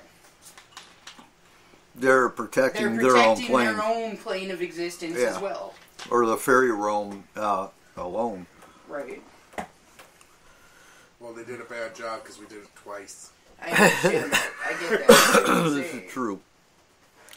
So moving along, now we have the Kelpies. We haven't talked about water whole lot yet. The Kelpies. Water horse. Yep. These are small, bulbous-shaped fairies with huge teeth and painted ears. They're sly, stupid. I think that's rude. They're not stupid. That's not true. And extremely foul-tempered. So they are cannibalistic. Once densely populated the North Sea and all the lochs of Scotland. They have limited shape-shifting powers and can appear as friendly seahorses and allow passing humans to mount them so that they can be drowned. To their deaths. Yep. Yeah. Or as handsome young men to lure young girls to them. However, they can be detected when in the shape of a young man because they are unable to keep their hair from appearing like seaweed. The Kelpies originated in Scotland. Irish Kelpies are called Ekushkia or Fua. What? Yeah. And they are also a part of the Northern Irish fairy lore. A Cornish Kelpie is called a Shoni. Derived from the Norse name Jón, or a goddess of the sea. The Kelpies are known in Iceland as Knickers, which are similar to the Nicks, the water sprites of Germany. In the Shetland and Orkney Islands, they're called Nuggies. That's kind of cool. Nuggies. Nuggies. Nuggies? Yeah, I'm going to give you a nuggie. So the element is water, obviously. The Kelpies are web-footed water spirits with manes and tails. So they are like seahorses. The lower bodies of women, and once populated the North Sea, like I said, they would eat anything from deer to humans. Oh. So, not a good one. Damn nutties. So, I brought knockers in. Like Tommy knockers? That's why I brought them in, because I thought I liked Tommy knockers. I thought Tommy knockers were cool. Are you talking about the tick-ticks? No, knockers are, they are most popular fairies in Cornwall. They are dwarf fairies. They live in the mines and the caves of the region. And they like to play games and aid respectful miners. So, did you ever hear, you've been in mines, right? Yeah. Have you ever heard knocks? No. Like? Yeah. I So never what? knew there was such a thing. So I what have actually heard little knocks when I was exploring some entrances to cave mines. And I just thought it was like the creaking or something, or didn't even know what that was. Oh my goodness! Wow. So what they're doing, because they're not a bad race. The knockers are actually they get their name from the knocking sound they make when directing miners to a rich vein. They're actually helpful, Wow. but you have to be respectful to them. Wow. They won't help you if you're not respectful. Yeah, they're definitely respectful. So frantic We always knocking. give gifts. Frantic knocking in a mine is a warning of imminent danger. So Cornish miners wouldn't go into a mine after they were warned off by knockers. Wow. And then we come to the kobolds. So there's two different kobolds we're going to talk about. They're two different. You've got the kobolds, which is Kobolds, which is a Germanic version of the knockers. But these ones are actually known for causing problems in the mines and undoing their progress. To keep the miners guessing, they occasionally help them. So they're tricksters, not inherently evil, but in the 16th and 17th century, they were usually depicted on paintings as little devils with a conical hat, pointy shoes, a hairy tail, and bald feet instead of hands. But then you have the kobolds, which is Kobalds, which these are completely different. They have nothing to do with mines. These are dwarf fairies who can be very, very helpful, but will turn abusive if ignored or belittled. And they're a German version of the Scottish brownie, but they aren't as helpful. So it can be confusing with the two. Well, think about it as like you got Bigfoot, you got Sasquatch, and you got the skunk ape. No, but this is a difference. This is a difference between one letter, an A and an O. Yeah. But no, I'm talking about their relationship to the brownies. Okay, right. Yeah, they're cousins essentially. They're buds. Yeah. But these aren't as helpful as the brownie. So the kobolds are dwarf fairies. They're found in homes or hollow trees in Germany. These guys wear brown knee pants and caps, and they're untrustworthy. So now, the leprechaun. So everybody knows about the leprechaun, what you see on TV, what you see, Lucky Charms, and Follow the Rainbow and Get His Pot of Gold, and then you got the horror movies called Leprechaun, where he's killing people over his pot of gold. And that was crazy. So the leprechauns actually come from, let's see, he's a solitary fairy, which means he's maybe not so malevolent as he is a trickster. He loves to play pranks on humans. They're always seen wearing green clothing of costly material and green tri-cornered hats. They're mischievous, but they will be helpful to humans if approached with respect. You'll see a common denominator here with a lot of these guys, depending on the race. You respect them, they'll respect you. And in some cases, they'll protect or help you. These guys are quick-witted unless they're drunk. He guards a pot of gold, and if one can gain control of one of these witty creatures, one can have the cauldron. And 3 wishes. So, but if he can trick you into making a 4th wish by sundown, you lose everything. And the gold. So, the leprechaun element is earth, and they are also called the gentry. So we talked about the gentry earlier. That is another name for the leprechaun. Let's see. Oh, yeah. So, an interesting creature, the Lorelei. There's not much I can tell you about the Lorelei. I like this one because I've actually been on the Rhine River. And the Lorelei is... So, the Lorelei is a lovely young woman, fairy, who sits on the cliffs above the Rhine River in Germany. And she is another one that lures sailors to their deaths in the rocks below with her songs. Mm-hmm. Reminds me of the siren. Like a siren? Yeah. Right? And even, the report even says the Lorelei is very similar to the Greek siren. The sirens come from the Greek. Now we have the mermaids, or the mer people. So they're commonly called mermen and mermaids, depending on gender. The merfolk. Yep, the merfolk. And so they have lower bodies of fish and the upper bodies and heads of humans. They appear as adult males and females of great beauty, but no children. So I made a note on this one because it reminds me of the Greys. So the mermaids can't have their own children. Wow. So they mate with humans to have children, to keep their race going. Wow, that's the first time I've heard that. Much like the Greys with the Grey Hybrid program that we've talked about on the show many times. So the mermaid. Yeah, I've heard about the Greys. So let's see. No children have ever been sighted, probably because they can't have children. They're usually friendly and are slow to anger, but they can be aroused to anger by persons who desecrate and pollute their home. Oh, we do that all the time.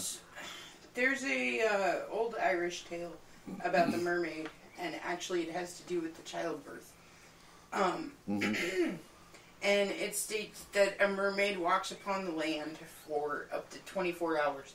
Kind of like a silky can do, but they only do it like once a year during mating season. And they send the males to the land to mate with human females, and then during the night of the 16th birthday of the offspring, they draw them to water with their song. And once they touch the water, they become part of the merfolk. Okay. This report. So it's like the opposite of the Little Mermaid with a twist. It's like the man lures the woman to the shore with his song. Yeah.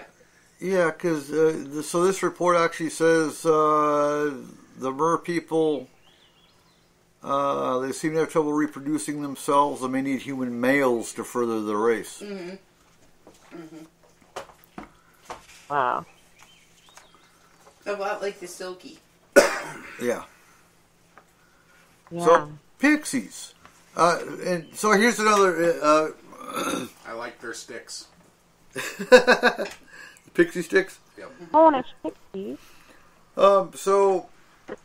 Incubus and succubus. Some put them in the fae category. I don't. I don't think they're anything. Yeah, and I hate to say, I see them as more demonic, or more as sex demons or whatnot. They're definitely something. They're malevolent entities any way you look at them. And then you've got. I guess a lot and evangelical aspect, they lump demons in with the fae, so that would make sense. Right. Because that would be thought of as it. Nocturnal emissions. Prepubescent boys when they have wet dreams, that kind of thing. Well, no, that's where the incubus succubus is supposed to come in, because they're mating with humans in their sleep. So, I think that has a much more closer relative relation to maybe like Zeta Reticuli or some kind of agenda, off-planet agenda that, like the abductions of people's encounters and being mated with to preserve a race or something. That sounds interestingly familiar to the mermaids now that I'm thinking of it too.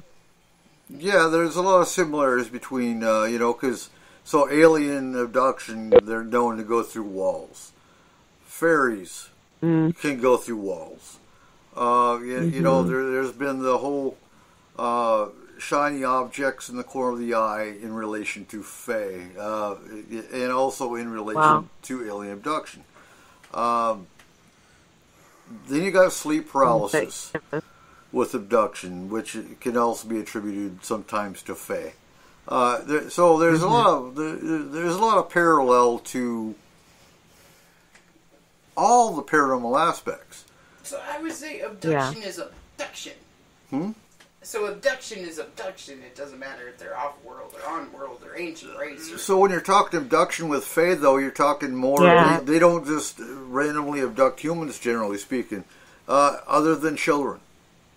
And that's where the changeling comes in. If they... Yeah, but you know what they do? Because if you think of a lot of the different fays, and a lot of the different aspects of certain types of fae, they're luring humans, they are drowning them, they're eating them, which is exactly what we talk about when we talk about off-world creatures. They're killing, they're not abducting. But they bring them into their realm by making them eat their fruit and therefore abducting them. And that depends on the particular fairy race. That's what I'm saying. So if you think about it, it's really closely related to all these different, what we call extraterrestrial beings. And they have a lot of the same abilities as the extraterrestrial beings.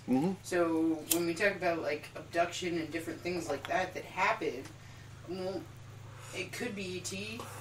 It could be do you think Fae, it could be a hybrid of both. So do you think the ancient Irish were seeing UFOs and getting maybe some kind of a mind scan where they thought they were, they're writing down fairy races and they're really aliens? I mean, it could be either way. We could be seeing these alien crafts and believing they're off-world when they're not. Or it could be the fact that you're seeing these crafts and they are off-world, but we believe they're not. The curious... Sounds pretty suspicious coming from you. The curious part to me is, why in some cultures is there names for all these different creatures as if they are totally separate and different. And, in different ancient places, especially in Europe and even, here in the Americas with the native cultures, there's, the star beings and there's the little people. They were definitely differently, labeled as different traits and different connections that they had to the paranormal realm. Yeah. Oh, what was I going to bring up? I was going to bring up something for the last 5 minutes. Pixies. So we'll just go to pixies and I'll think about it. So the pixies are, they're small. Most of the ones we talked about haven't had wings. These guys have wings. So the pixies are small winged creatures. Their heads are too large for their bodies. They have pointed ears and noses and arched eyebrows.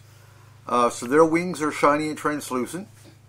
They're usually seen wearing seasonal colors in flora because the pixies are actually the ones that are responsible for changing the seasons. Pixies are generally friendly, but are extremely capricious and given to non-malicious mischief.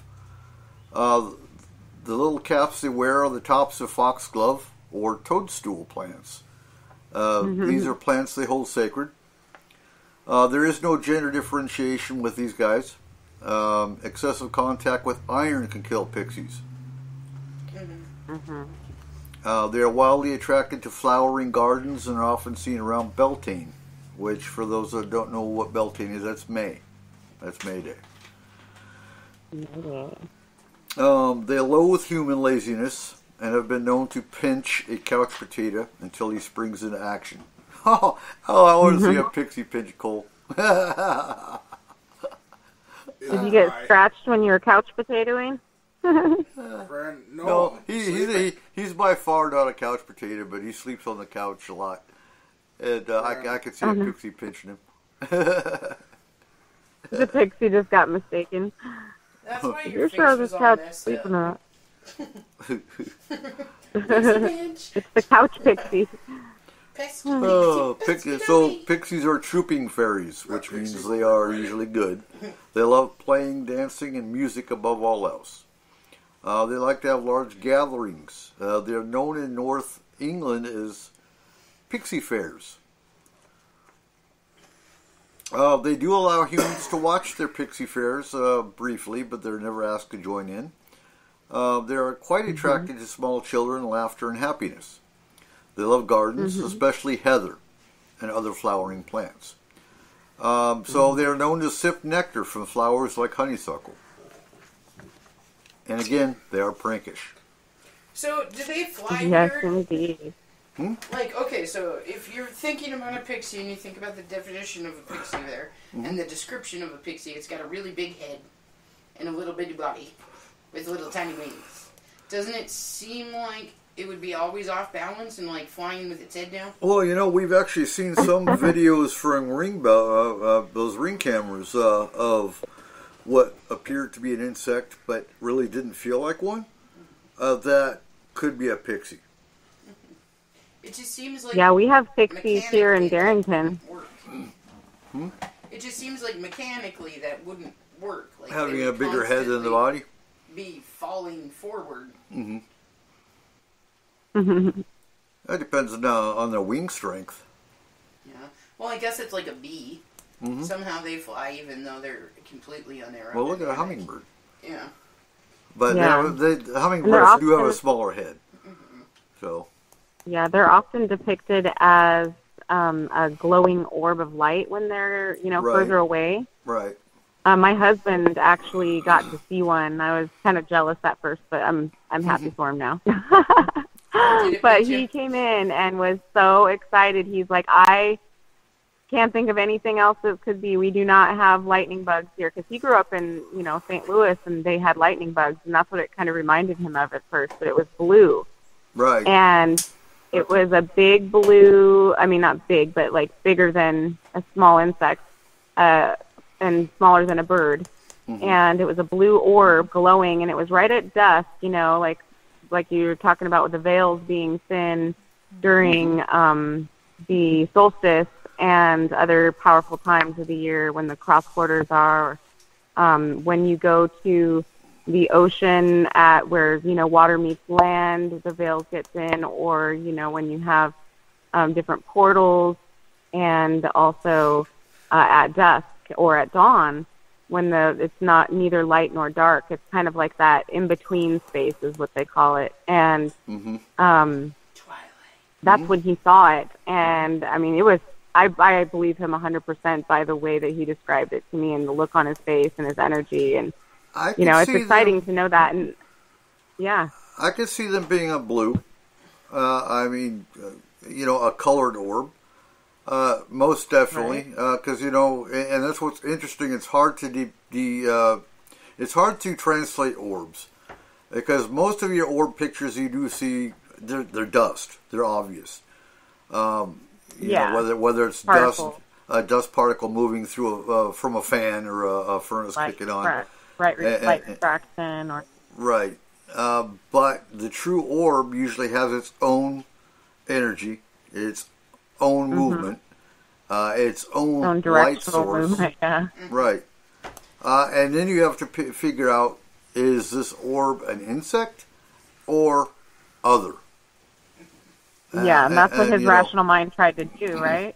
Right. And it was definitely not an insect, we he grew up in Alaska, and I grew up on Whidbey Island, we know what insects look like. Right. And we have this beautiful garden out here, and, I wouldn't be surprised, of course, if there would be some here. And, of course, the relationship that we have, and the fact that he got to see one, is just awesome, and reaffirming to me, that, the relationship that I have with these pixies and fairies and things in my life are, even though I can't tangibly see them, the respect that I'm giving is, recognized. Do recognized, and it's cool that he got to experience that. And other people in this area as well have talked about, little fairy orbs and fairy pixie experiences. So it's pretty affirming when you hear other stories. Right. And on that note, it is time for our last break of the night. So when we come back, we are going to start talking about the Seelie and the Unseelie Court. You are listening to S4 on Spreaker.com.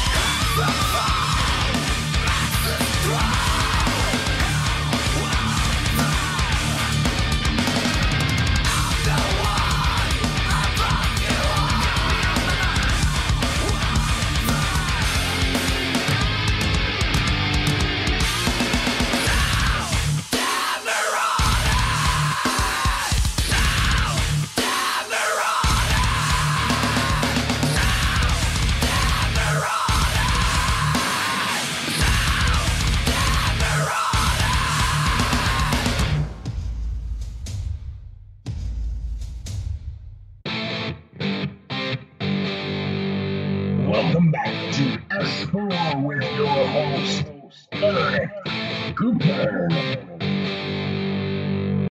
And welcome back to S4 as we wrap up our last hour tonight of the Fae.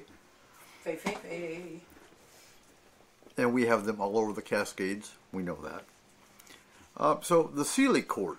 So the easiest way to remember the Seelie and the Unseelie is, not so good. The Seelie are the trooping fairies. The Unseelie are usually the solitary, and they're usually the more malevolent, malicious races of Fae. The Seelie Court are known as the blessed trooping fairies of the winds who have been heard but never seen. The Seelie Court and its counterpart, which is the Unseelie Court, these usually come mostly from the Irish. Irish and I believe the Scottish actually refer to the Seelie and Unseelie. Let's see, actually, the Seelie Court is thoroughly good, malevolent, made of the most heroic and beautiful fairies of Scotland. They ride the winds looking down at the earth for any good which they can do. They acquired the title of court because they also act as arbiters and judges in fairy disputes. Scottish mythology tells us that the Seelie Court once interacted. These are the ones that interacted with humans. So there is one legend which shows their great compassion for human misfortune when the queen of the Seelie Court removed a curse from a man destined to live his life in reptilian form. Interesting. Some accounts place the Seelie Court underground when not in trooping flight. So the Seelie Court is a classification of the good fairies used in lowland Scottish folklore. And we will get to the Unseelie Court. The Selkies. The Selkies are seaside fairies native to the Hebrides and northern Scottish islands. I love the Selkies. They're one of my favorites. I would totally be a Selkie if I was a fairy. They appear as seals. They're the ones that dress in sealskins, right? Yes. Yep, they appear as seals with some human characteristics, but legend states that they can shed their sealskin and appear with perfect male or female forms, which are very alluring to young men and women. So their attitude towards and intent towards humans is really unknown. Some Selkies have been lured into the human world where they live as mortals, but more often they lure mates into their realm.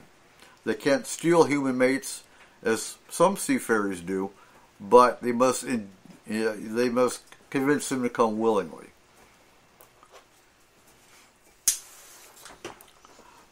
So they're kind of like mermaids in that aspect, probably trying to they are reproduce.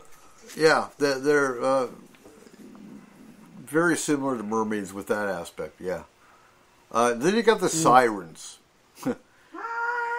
The sirens are deadly. They are half human, half bird or fish. Early sources talk about the siren as human, always female, from the head to the navel, and bird from the waist down. So later sources change the siren to a fish from the waist down, like a mermaid. Harpies.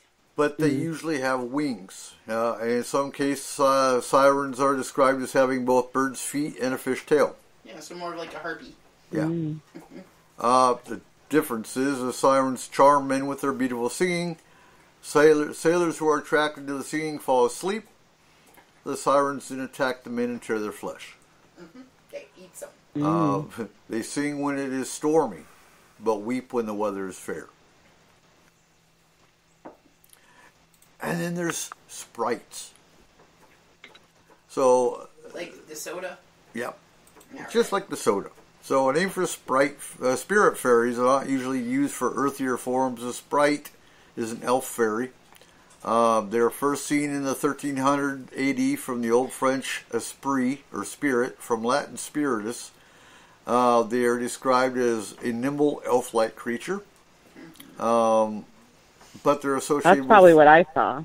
Well, they're associated with the water nixie, which comes from Old High Germanic of Nihusa, or to mean a water sprite. So they like to play with nymphs or torment butterflies. but the butterflies don't mind. So sprites have one very important job, which is going around and changing the colors of a tree's leaf in autumn. I thought that was pixies.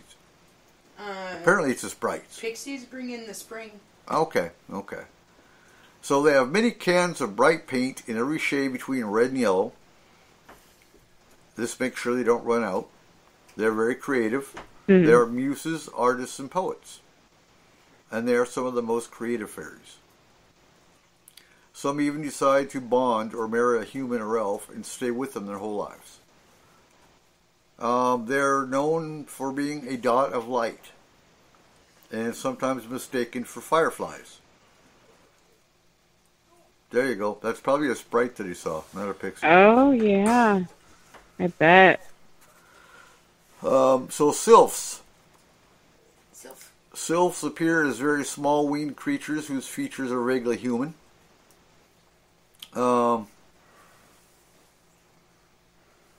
They're light in color and the body is virtually transparent. And those are the ones that are more like grasshoppers. I would think so, yeah. They look kind of like humans, but they have more of a grasshopper look to them. Ooh, that was an awful Twilight Zone. I saw that Twilight Zone, it was awful. But they're aliens. What? Mantis. Uh-huh.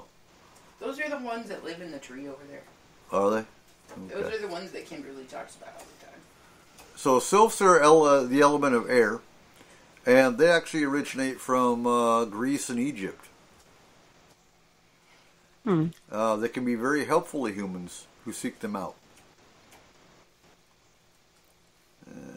See, it's and actually sylph comes from the Greek word sylphi, meaning butterfly or moth. They were first named by the Rosicrucians and Kabbalists in their folklore. And they are primarily female. I'm not sure if I said that or not.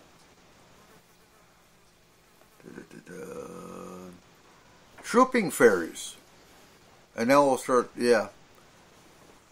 Let's see, Sherry wants to know, do you have to have special gifts to actually see any of them? No, sometimes they'll just show themselves. Now it depends. You know, there's a good book I suggest you go pick up. It's called Fairy Magic. I'm trying to remember who wrote it, but go on Amazon, look for Fairy Magic, and it's got a blue cover, and it's just called Fairy Magic, and it's got all kinds of cool spells and rituals you can do for actually drawing fairies to you. Trooping fairies, so these are the again, they're generally the same size as pixies, 6 inches tall, and they have no wings. So what's interesting is a lot of times in Ireland, if have you ever been to Ireland? I know from Irish lore and talking to a lot of Irish, their houses were actually built with the front door and the back door facing each other. Because if you didn't, you'd have the trooping raids. They come through your front door and out your back door, and if you had your back door, somewhere else in the house, they would tear your house apart, get into the back door. Eric? Yeah. Fairy Magic, all about fairies and how to bring their magic into your life? Yep. Rosemary Ellen Gooley. Excellent. On Kindle, it's $1.99. Paperback, $7.99. Yep. It's not. Yeah, I've got it at the house. All right. It actually tells you how to make ointment that you can put on your eyes to help you actually see the fae in their realm. Good book. So with trooping fairies, the males often wear green jackets, and they tend to live near the woods where there's a lot of underbrush. They're also known to inhabit trees, often referred to by humans as a fairy tree. Their size actually varies in height. Some of them are 6 inches. Some could be larger or smaller. There's actually some fairy types or fae types that are as big as a human.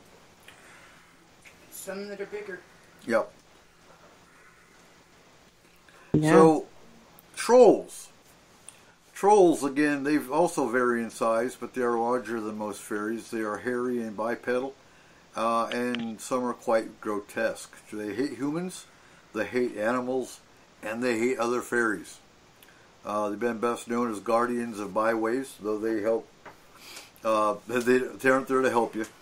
They're like neighborhood bullies who decide upon a territory and then stake it out just to be mean. I do believe, I can't remember which race it is, but there's different races that are actually known for pulling tourists off the beaten path just to get them lost and torture them. I think trolls actually fit that category as well. Trolls are found mainly in Germany, Scandinavia, northern Scotland, and northern Italy.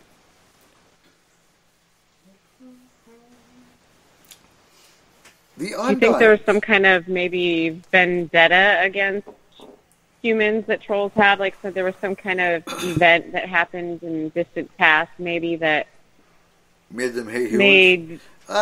Made them pissed off? Well, I don't know. You think they're just innately nefarious? I just think they're innately evil. Because, I mean, it's not just humans they hate.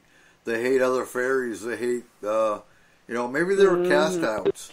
They're the outcasts of the fairy realm. Yeah. So there's, and I can't remember what mythology it was, whether it was Irish or whether it was Scottish, but it talks about them being the offspring of something in a giant that was never supposed to have actually happened. Ogres, maybe?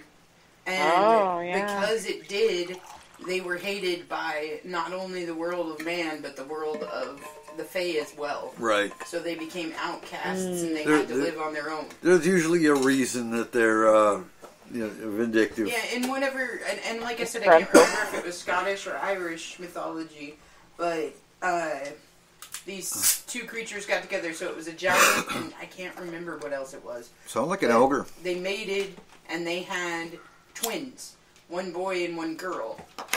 And they were freaks of nature from all form of nature, so they were outcasts, and they created their own race. Mm-hmm.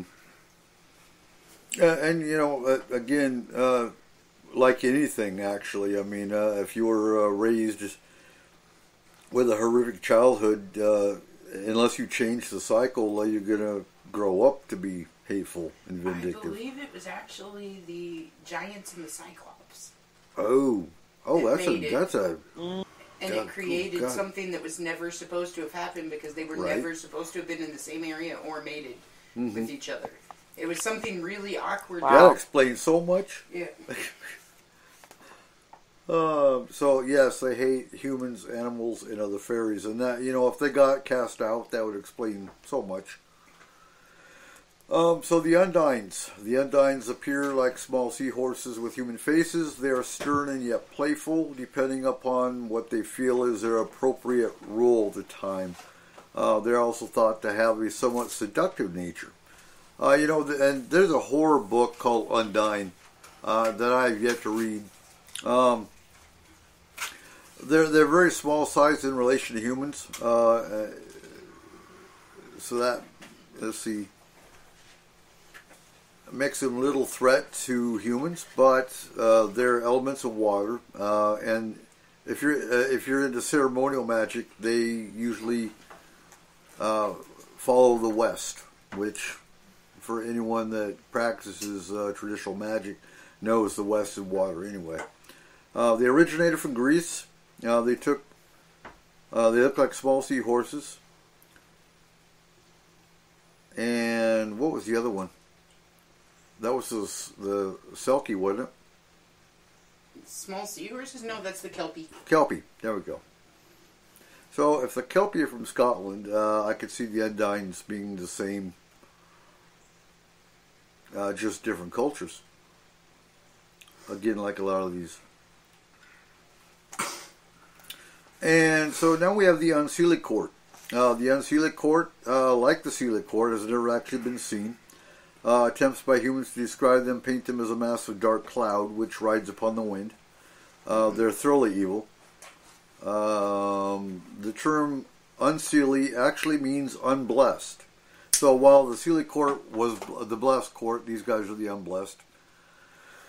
Some Scottish legends say they were all once members of the Sealy Court who fell from grace, which actually, brings you to the fallen angel theory. Right. So the court travels on the night wind from where you can hear unnerving cackles and howls. They have no method of reproduction, so they enslave mortals. And getting back to the succubus and incubus, maybe they are a fairy race that comes from the Unsealy Court. Maybe. Makes you go, So those things are the that make you go, right. So those are the races I have that we've discussed tonight. So a list of plants that attract fairies to your garden, and we'll talk a little bit about the protection side. And so Sherry wants to know: do these actually kill humans, or do they just cause mishap? Oh, they'll kill them. Yes, the sirens do kill humans. So did the kelpie. Kelpie does. So did the silky. And most of them are by drowning. With the a lot of the water ones. No, the harpy will rip you apart and eat you. Yeah, that's right. That's right. Trolls will turn you into stone, or they'll eat you. So some of them, yes, they do kill humans, but honestly, the chance of you running into one isn't common. So it's not like something I would sit and worry about. To draw fairies to your garden, so these are some of the common plants that they're drawn to the most. The common yarrow, the New York aster, the Shasta daisy, the western giant hyssop or horse mint, the French lavender, rosemary, thyme, fountain butterfly bush, the orange-eye butterfly bush, the shrubby cinquefoil, common garden petunia, verbenas, vervains, pincushion flowers, the cosmos, and the common zinnia. They also love the following plants and trees: foxglove, which we know, primrose, ragwort, cowslip, pansy, bluebell, clover, 3-leaf, not 4-leaf, St. John's wort, hazel, rowan, blackthorn, oak, willow, elder, birch, alder, apple, ash, and especially toadstools. And ferns. And fern. Yes. I don't know why that was on the list. So again, another sign of Fae being around are the sound of bells, glints of flashing light in the corner of your eye, which again, like I said before, could be a sign of a migraine as well, or high blood pressure. Shiny items being misplaced, that you put it on the table, but now it's gone. Nesting. Huh? Nesting. If you find nesting, kind of like rats' nests or mice nests, except more shiny objects than. Or that can also be crow or raccoon as well. Yes, absolutely. They are also known to like shiny objects. Yeah, that's how you catch a coon. Huh? Put a shiny object. That's how you catch a raccoon. Is you put a shiny object down in a tin can, right? Is that like Old Yeller or where red fern grows or something? So to protect yourself, you can always ground and shield. That's a very and black tourmaline will help you against Fey realms as well. Stay out of fairy rings. Don't put your mirrors together. That creates a portal, but that's not just against the Fae. That's against spirits and malevolent entities anyway, as well. Crossed shovels. Huh? Crossed shovels. I haven't heard that one. Hey, What do crossed shovels do? So it was an ancient Irish lore where if you put crossed shovels in front of your home and on the graves of your loved ones, it would keep the Fae away. Probably because of the iron. That's probably part of the iron Because it was a symbol to them that you didn't want them there. Oh, okay. I would jump on the iron thing because weren't the old shovels made of iron? Probably. Maybe. I don't know. Probably. That's going to make you want to work At on least, iron on the anvil, ain't it? An amount of it. There is a lot of iron in this yard already. Okay. And, the other thing that was brought up is there's a lot of iron in your blood. Which, just using your own blood, for example, it makes it more personal and keeps Fae away. Well, that's You can make little fairy jars, too. That's another reason for the whole lamb's blood and everything was also to keep Fae at bay. Yeah, that makes sense. And, yeah, I'm not going to go down that road. Nectar of the gods. I was thinking about the Bible when they put lamb's blood over doors. To keep the Fae from taking the babies. Right. Not even close. I did notice that on your list there was not changelings. So, yeah. I had to pick and choose. But changelings, so... Go ahead. No, go ahead. Changelings are the fairy babies that are left in place of human babies. And that is where the abduction side of fairies is most common. And they made movies called The Changeling out of it. Oftentimes they would leave a changeling in a fairy circle or in the cradle. Either one. I've never heard of any personal encounters of changelings. But it is in the cultural lore. So did it happen, or was it just an ugly baby that somebody had? And yeah. Yeah. Wow. Now there is lore with the changelings that states that the fairies did it to help the families. Because they would take a child that was very sick, and they would replace it with a fairy child, a changeling, so that the family didn't have to go through the pain of the loss of the child, and they could bring the child to the Feylands and cure them. But because of the fact that once you go into the fairyland, you can't come back from the fairyland. So 1 minute in fairyland, I believe, is 7 years. Right. Something like that is what they said. It was something like 7 years to every year or something. So if you were there for 10 minutes, it's 100 years. And right. So or 700 years. Right. So you wouldn't be able to come back. So they would replace them with changelings so that it would not only help the child that was born actually be better, but it would also help the family to not have to cope with the death of a child. Okay. That's so much more positive than the other one of them. They just kidnap babies and leaving the ugly baby there. More. Well, there's a lot of different lore that shows the better side of the Fae. Right. And a lot of people automatically assume just because it's different, it's malevolent. Right. And the fact of the matter is that's not always the case. There's a lot of things that aren't anywhere near malevolent, but we look at them and we automatically assume, holy crap, that thing is scary. It must be evil. So, how do you keep Fae appeased? Maintain your yard, for one. It's weed whacker. Oh, weed whacker. Milk and honey. That doesn't make them appeased. That pisses them off.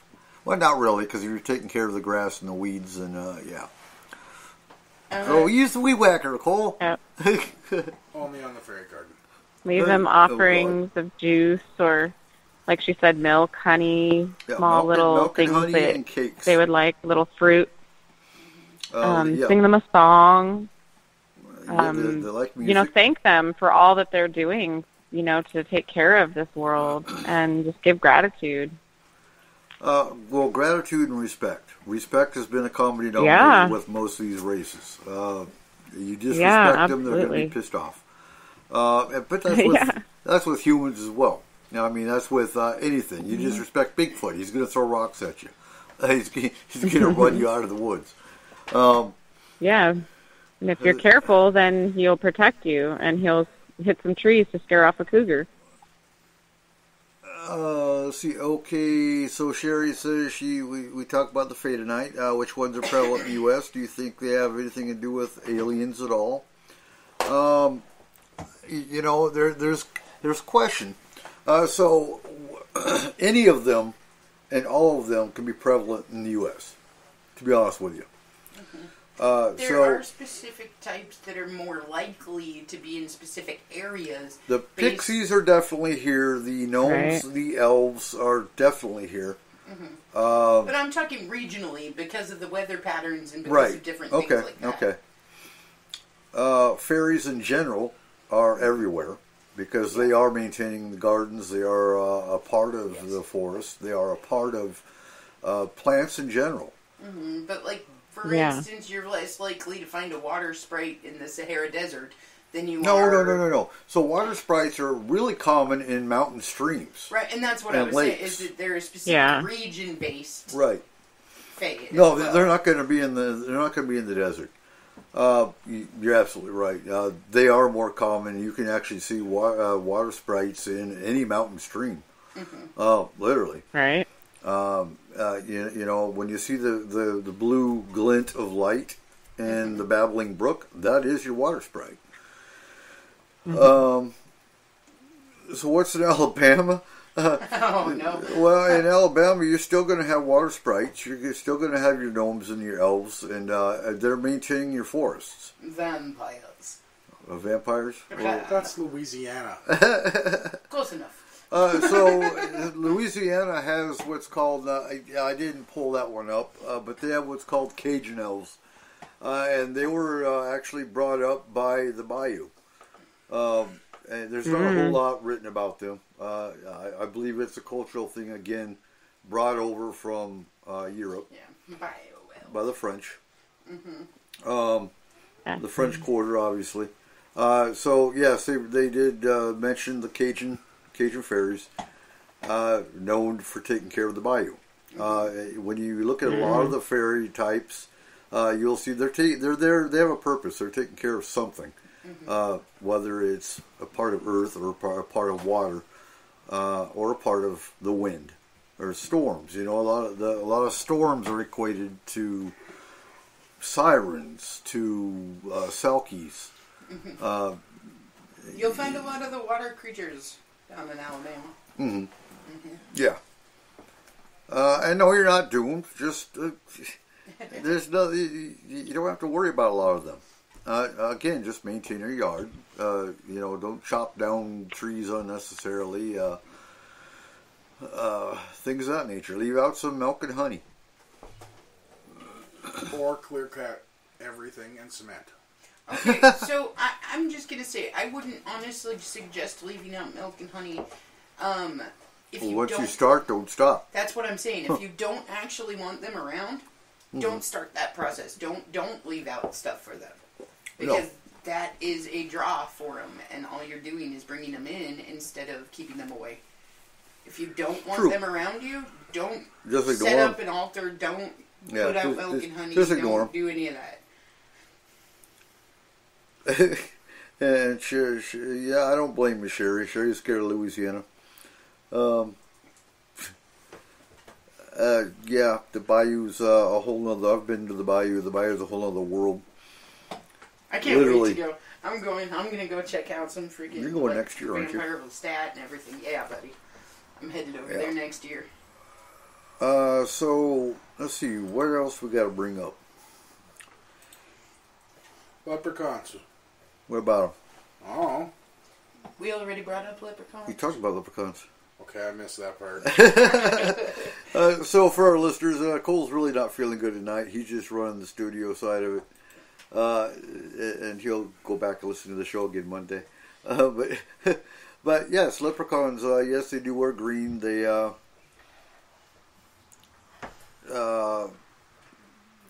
sorry, I'm reading a chat. Damn. Huh. That's close. What? Everybody keep Joe in your thoughts. There's a 150-acre fire in 15 miles away from his house, so... Oh, yeah. The wind died. He's in no danger right now, but... Stay safe, Joe. Yep. For sure. Stay safe. And everyone keep Arnold in your thoughts. Arnold's having family issues tonight, so keep Arnold in your thoughts. Definitely. Mm-hmm. So yeah, okay. So just reiterate: leprechauns, they always wear green. They wear the trifold hats. That is a common indicator of them. They, in some lore, they grant you 3 wishes along with a pot of gold, but they try to trick you into asking a 4th wish, and if you do, you don't get anything. No wishes, all your wishes go away, and all your gold goes away, and yeah. Overall, they are benevolent towards humans for the most part. Other means tricksters. And they're not magically delicious. But, yeah. A friend told me. Yeah, so American culture showed leprechauns as a horrific being. You look at the movie The Leprechaun, and he's out killing people because they're trying to take his gold, or he got his gold, I think it was. And that's not even close to what they really are. Well, if you watch it, like, if you've ever read the Artemis Fowl series, then it's actually Recon, and they are secret agent people going around. Well, I could see that, actually. Have you ever heard of machine elves? Machine elves? Like mechanical? Yeah, it's something I've recently heard about, and it has something to do with, like, people's experiences on hallucinogenics. And there's, like, a common thread where people, like, look down and see this little creature, and they're calling it a machine elf. And it seems like it seems like it could be, like, a faith creature that they're seeing to me. And I'm wondering if maybe some of these experiences, as well as, like, somebody possibly takes a hallucinogenic plant that helps them tap into realms that are unseen in mundane times. Is this a malevolent? Is this a malevolent creature? I think it's pretty neutral. I think it kind of shows up whatever the person's mindset is. So not gremlin-like. So no, like more like a leprechaun. Okay. See, well, like a little man in green, and there has been sightings of all different kinds of creatures and spirit guides and animals and everything, depending on the type of hallucinogenic that you take. Okay. So I mean, honestly, it is possible that some of these things might be opening, like, what certain people would call their third eye, or making it possible for you to see into realms that you wouldn't be able to see without that narcotic or whatever in your system. So I mean, it is possible. and that's very possible too, because there's realms that you shouldn't see into. And we always talk about cats, for example, that cats and dogs that can actually see into realms that we can't see, and that's why they can see the spirits and the fae, and it explains also why the fae would hate cats so much, because they don't want to be seen, especially if they have malevolent intent towards the human. Right. The cat is your security guard, or your security system in general. And it reminds me of the case we had too, where you can actually, it was crazy because we were actually watching this video, and she had a video of her cat, and you could see the cat literally being picked up by the fur by an unseen force. You could see that on the video, and so we sent the team in, and it was fae attacking the cat. After asking a series of questions that were that we knew what to ask, yes, they had done reconstruction on the bathroom and on the closet, which are, for anyone that knows about paranormal, knows you don't mess with the closet. For whatever reason, the closet is always a sacred space for both spirit different entity types, and sometimes fae. And, you know, when you're doing work on your home, you can be prone to upsetting spirits that might be stuck in the house, because that's their house. And you're changing the rooms around, you're changing the furniture around, and they don't know they're dead. So that is common when you're doing remodeling and whatnot, both in landscape and in the home. So it's always good to, when you're doing remodeling of landscape and things like that, to, if you have a sense that you've got fae around, to let them know what you're doing. That's all you got to do, really. Let them know that you're not doing anything harmful. Right. This is what you want to do, and this is why it's better this way. And most of the time, they'll be, oh, okay, cool, whatever. It's when you're doing damage and you seem to be destructive, not constructive, that they'll start acting out and making problems for you. Right. Now, in answer to Sherry's question here, my big thing with evidence, isn't so much documentation, isn't so much pictures and stuff like that. For me, if 20,000 people say that they saw the same thing but have no actual connection to each other, that in itself is evidence. That's a form of evidence. Yeah, exactly. Right. So once the story is out there, and then you all of a sudden have another 40,000 people that say, automatically, oh yeah, absolutely, I saw that today when I did this. But the problem with that, when you have the initial report where you have 20,000 people that can independently draw the same thing, the other 40,000 that all of a sudden come out and say, yeah, I saw it, I would... that's where I'm saying. I would say that's groupthink. So when you have an independent cross-section of people that have all not had any contact with each other, not really talked about this with anybody else, and all of a sudden they're coming out and they're saying they saw this, they feel this, and it's the exact same thing that somebody else in Australia is saying that they saw, and somebody else in Greece is saying that they saw. And then you come to North America and somebody in Mexico saw the same thing or something similar. Yeah. So if there is that before the big, oh my God, announcement that this is happening, I believe the independent sources that are all stating the same thing is evidence in itself that something's actually happening. That's the experiencer. And absolutely, you've got your hard evidence, your photos, your EVPs, your whatnot, and then you've got the experiencer side, which I do think needs to balance. Now, in no way, shape, and form am I saying to go out and take a bunch of hallucinogenics and see if you can see one of these guys. No. Okay, for sure, don't do that, man. Right. It's a bad idea all around. And whatever you do see on that, you got to take with a grain of salt as well, because this is disrupting your brain patterns and it's screwing you up. So there is that side of it as well. So in answer to Sherry's other question, do the fae disrupt your sleep at all or cause you to have bad dreams? They can. That is something they can affect.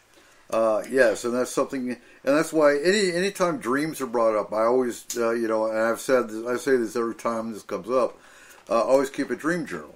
And that's where you document the date, the time. It could be a simple notebook and a pen on your nightstand next to your bed. As soon as you wake up, you want to put the date, the time, a good description of the dream, and if there's any pictures that you can draw those. Now, and there are certain types of fae that will come to you in your dream and talk to you, or explain something to you, or tell you, especially if you have a question.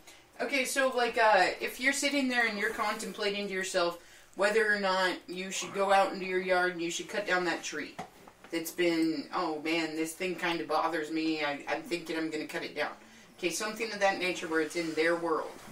Yep, and or affects you them. have those dreams about it where it's like, don't do this. You don't want to do that. Okay, sometimes that's influence from the fae realm. Yeah. And absolutely, and anytime you have a dream, always document. I can't say that enough. Can they disrupt, just like Kayla said, they can influence or communicate to you through your dreams. So, do we believe in dream catchers or putting anything near your bed for protection? Salt. Put salt in your windows for protection. Gun. I've always wondered if salt in a shotgun, they make those salt bullets. guns. Yep. You don't even have to get them made. You just empty a shotgun shell and add rock salt. Right. And it works really well. They also have those little salt guns for getting rid of flies and stuff. Mm-hmm. You can get anywhere now. And like Himalayan salt lamps. And there's like organite pyramids that you can use that integrate different gemstones with metals, and they create a orgone generator that keeps that kinds of things at bay as well. You got to be careful with the salt lamps where we live, though. You do, because the humidity will draw into them, and they will. Yeah. Yeah. You have to put a plate underneath them. Yeah. So the other thing that I will say about the awkward forms of protection at night, my daughter, she has since she was, since we moved in here at least. So for the last couple of years, she sleeps with a rock in her bed. Mm-hmm. Under her pillow, and she sleeps with it all the time. Yeah. And she's told us several times that this is her protection rock. So Yep. we just leave it there. Don't mess with it. And if it makes her feel better about dreaming and everything else. Maybe the Fae gave it to her. Mm-hmm. Right. So, again, with dream catchers, I think it's as much faith as you put into it is what affects it. Right. With anything like that, it's all about the intent you put behind it. Mm-hmm.